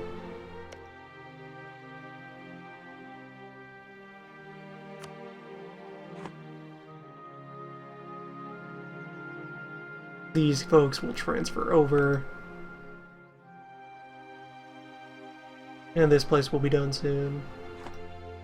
Of its own accord.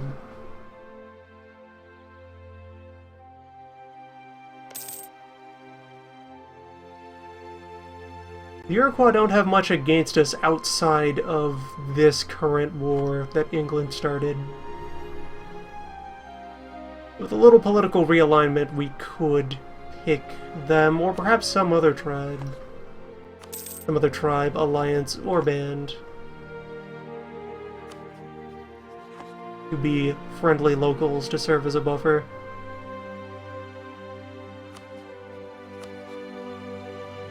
They are now willing to white out of the war with us.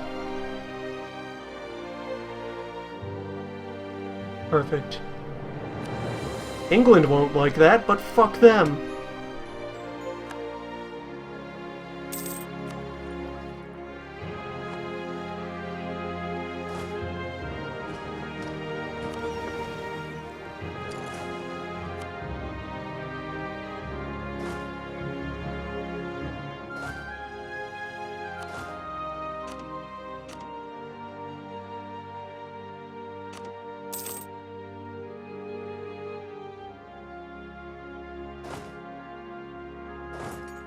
They decided to devote themselves to a bunch of senseless, unprovoked aggression.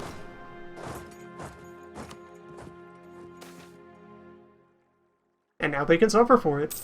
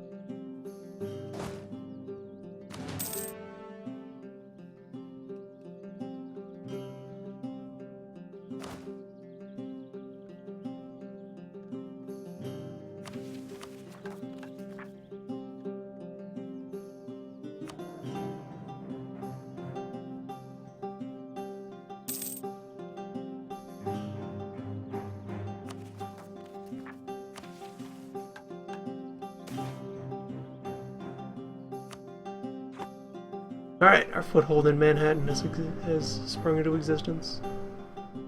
Very good. Already we're being very accommodating.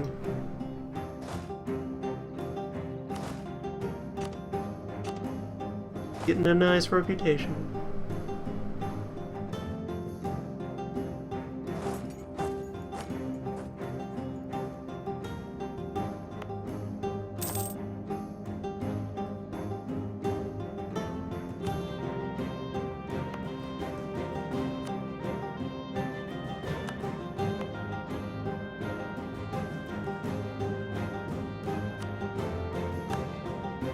There we go. Clergy resolved.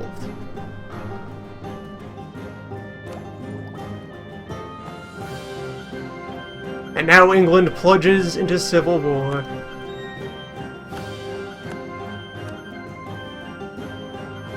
That's what you get, Britain.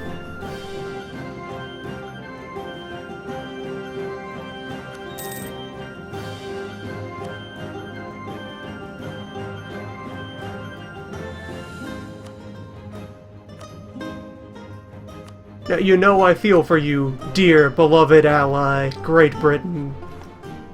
Nearest of all my cousins. Dearest of my friends. You with whom I hold many sacred bonds. Trust, friendship.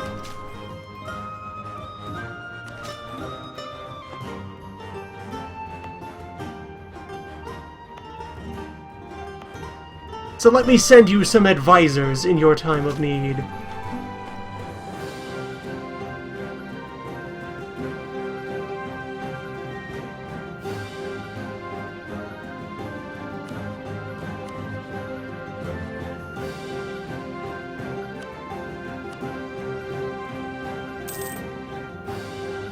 My dear friend.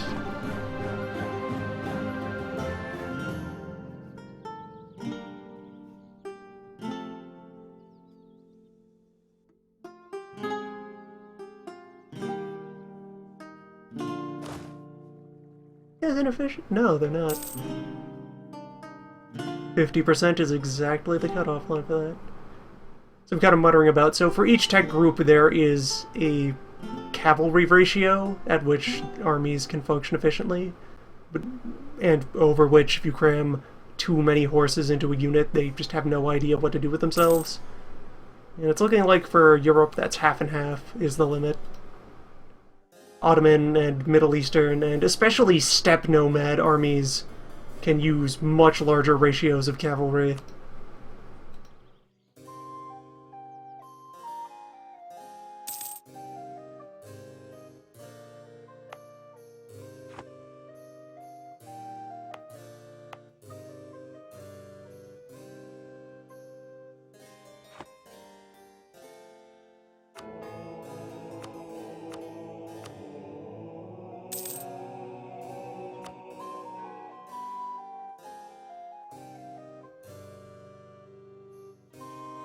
Our cardinals are now among the front runners for next pope.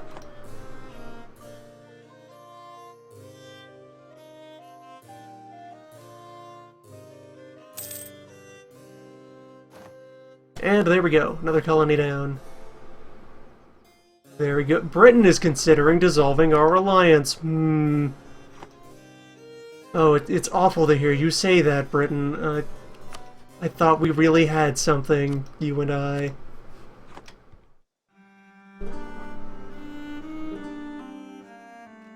I'd hoped we could have remained better I'm sure we can get through this.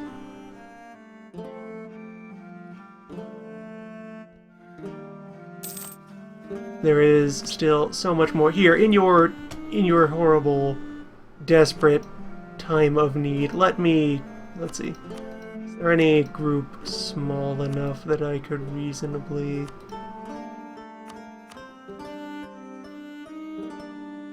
Cornish, Wales, Leinster, Tyrone, Prometheans.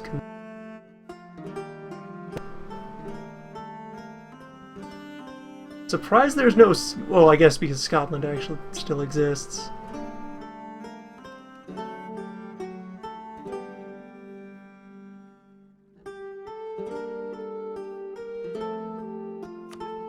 Alright, no. Supporting rebels is still far too expensive to consider.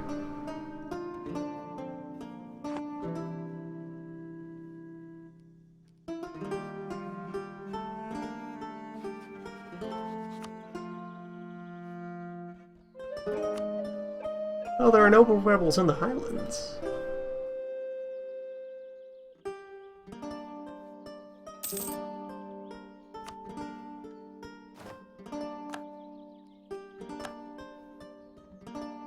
I'll miss you, Britain.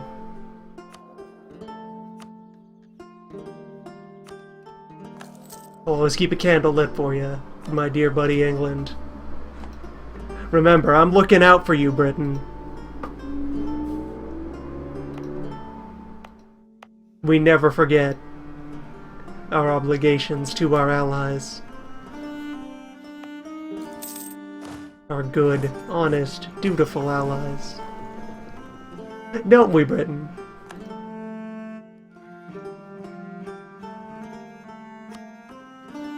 Yes, so in the process of the Civil War, when the English Civil War comes up, the player gets to decide which side of it they would like to be on, and which side of it will be defined as the rebels. So you can see Britain has become a dictatorship, a republican dictatorship, because the English AI has decided it would like to be Cromwell.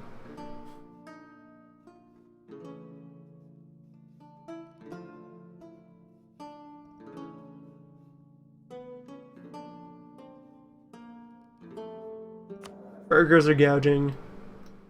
Why you gotta do this, Bergs? Don't be rude about pricing.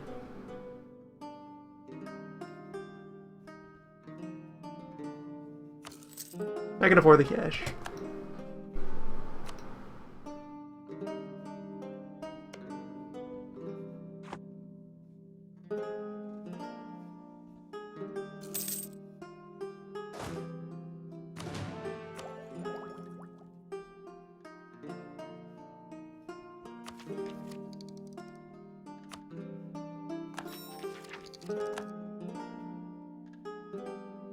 There. None of the rest of the expansion ideas are colony-related, but they're all still useful, so I'd like to blaze through them as swiftly as possible, and then once I'm willing to pop that, I'll probably switch it out for trade ideas? Either take trade ideas to make it still be a diplomacy slot, or flip over to something military. We could maybe go for quantity or aristocratic, or one or the other good. Aristocratic would be nice for the extra diplomat. And yet more manpower.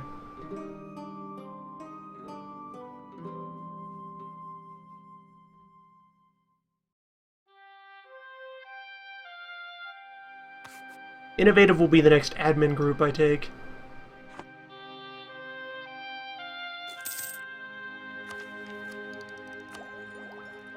Innovative, quite good.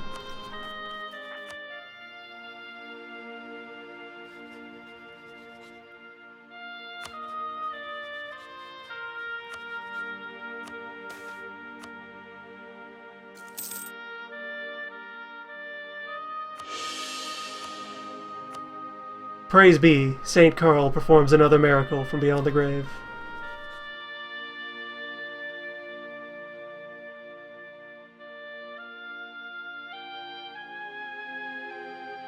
I will soon be devoting all of my diplomatic efforts to upholding the peace.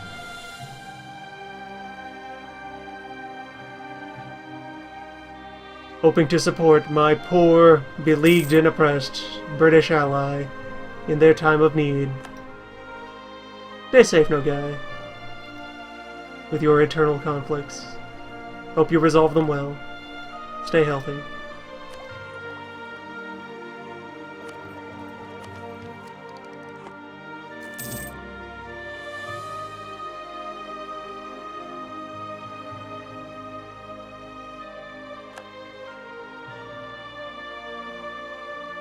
Our noble rebellion is working!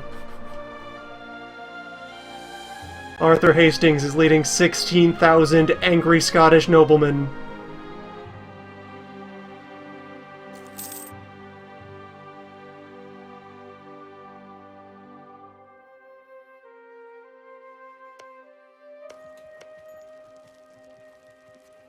How many boats does England have right now?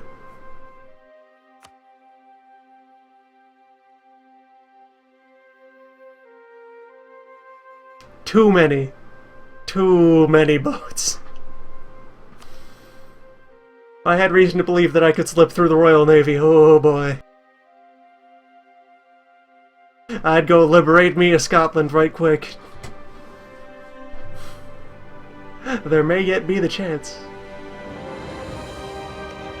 Anyone else want in on the... If I attacked England... Who would join me in this valiant struggle? Netherlands are looking to reconquer Antwerp from Burgundy. I got obligations to uphold. Who else is with you on this? It's me, it's Holstein, it's Netherlands. Versus Burgundy. We got naval supremacy, that'll be good.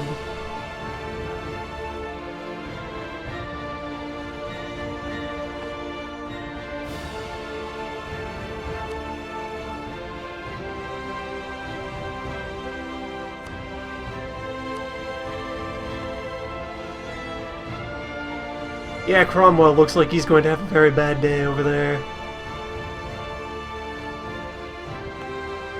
Meanwhile, our colonial efforts in the New World continue to thrive despite the dastardly, treacherous, underhanded warmongering of the hated English. Most despised and wretched of all creatures that walk the earth. We continue to spread enlightenment and prosperity on a new continent. You'll get yours.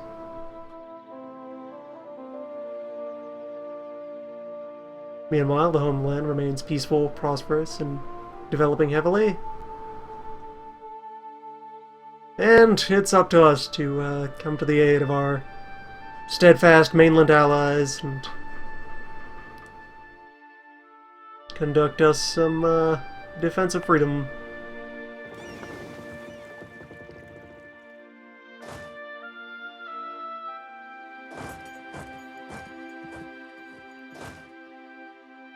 For in these troubled times, in this bold new age of exploration, discovery, and wild and crazy ideas, there are some who must remember, must be firmly reminded, that above all else, they must heed the Swede.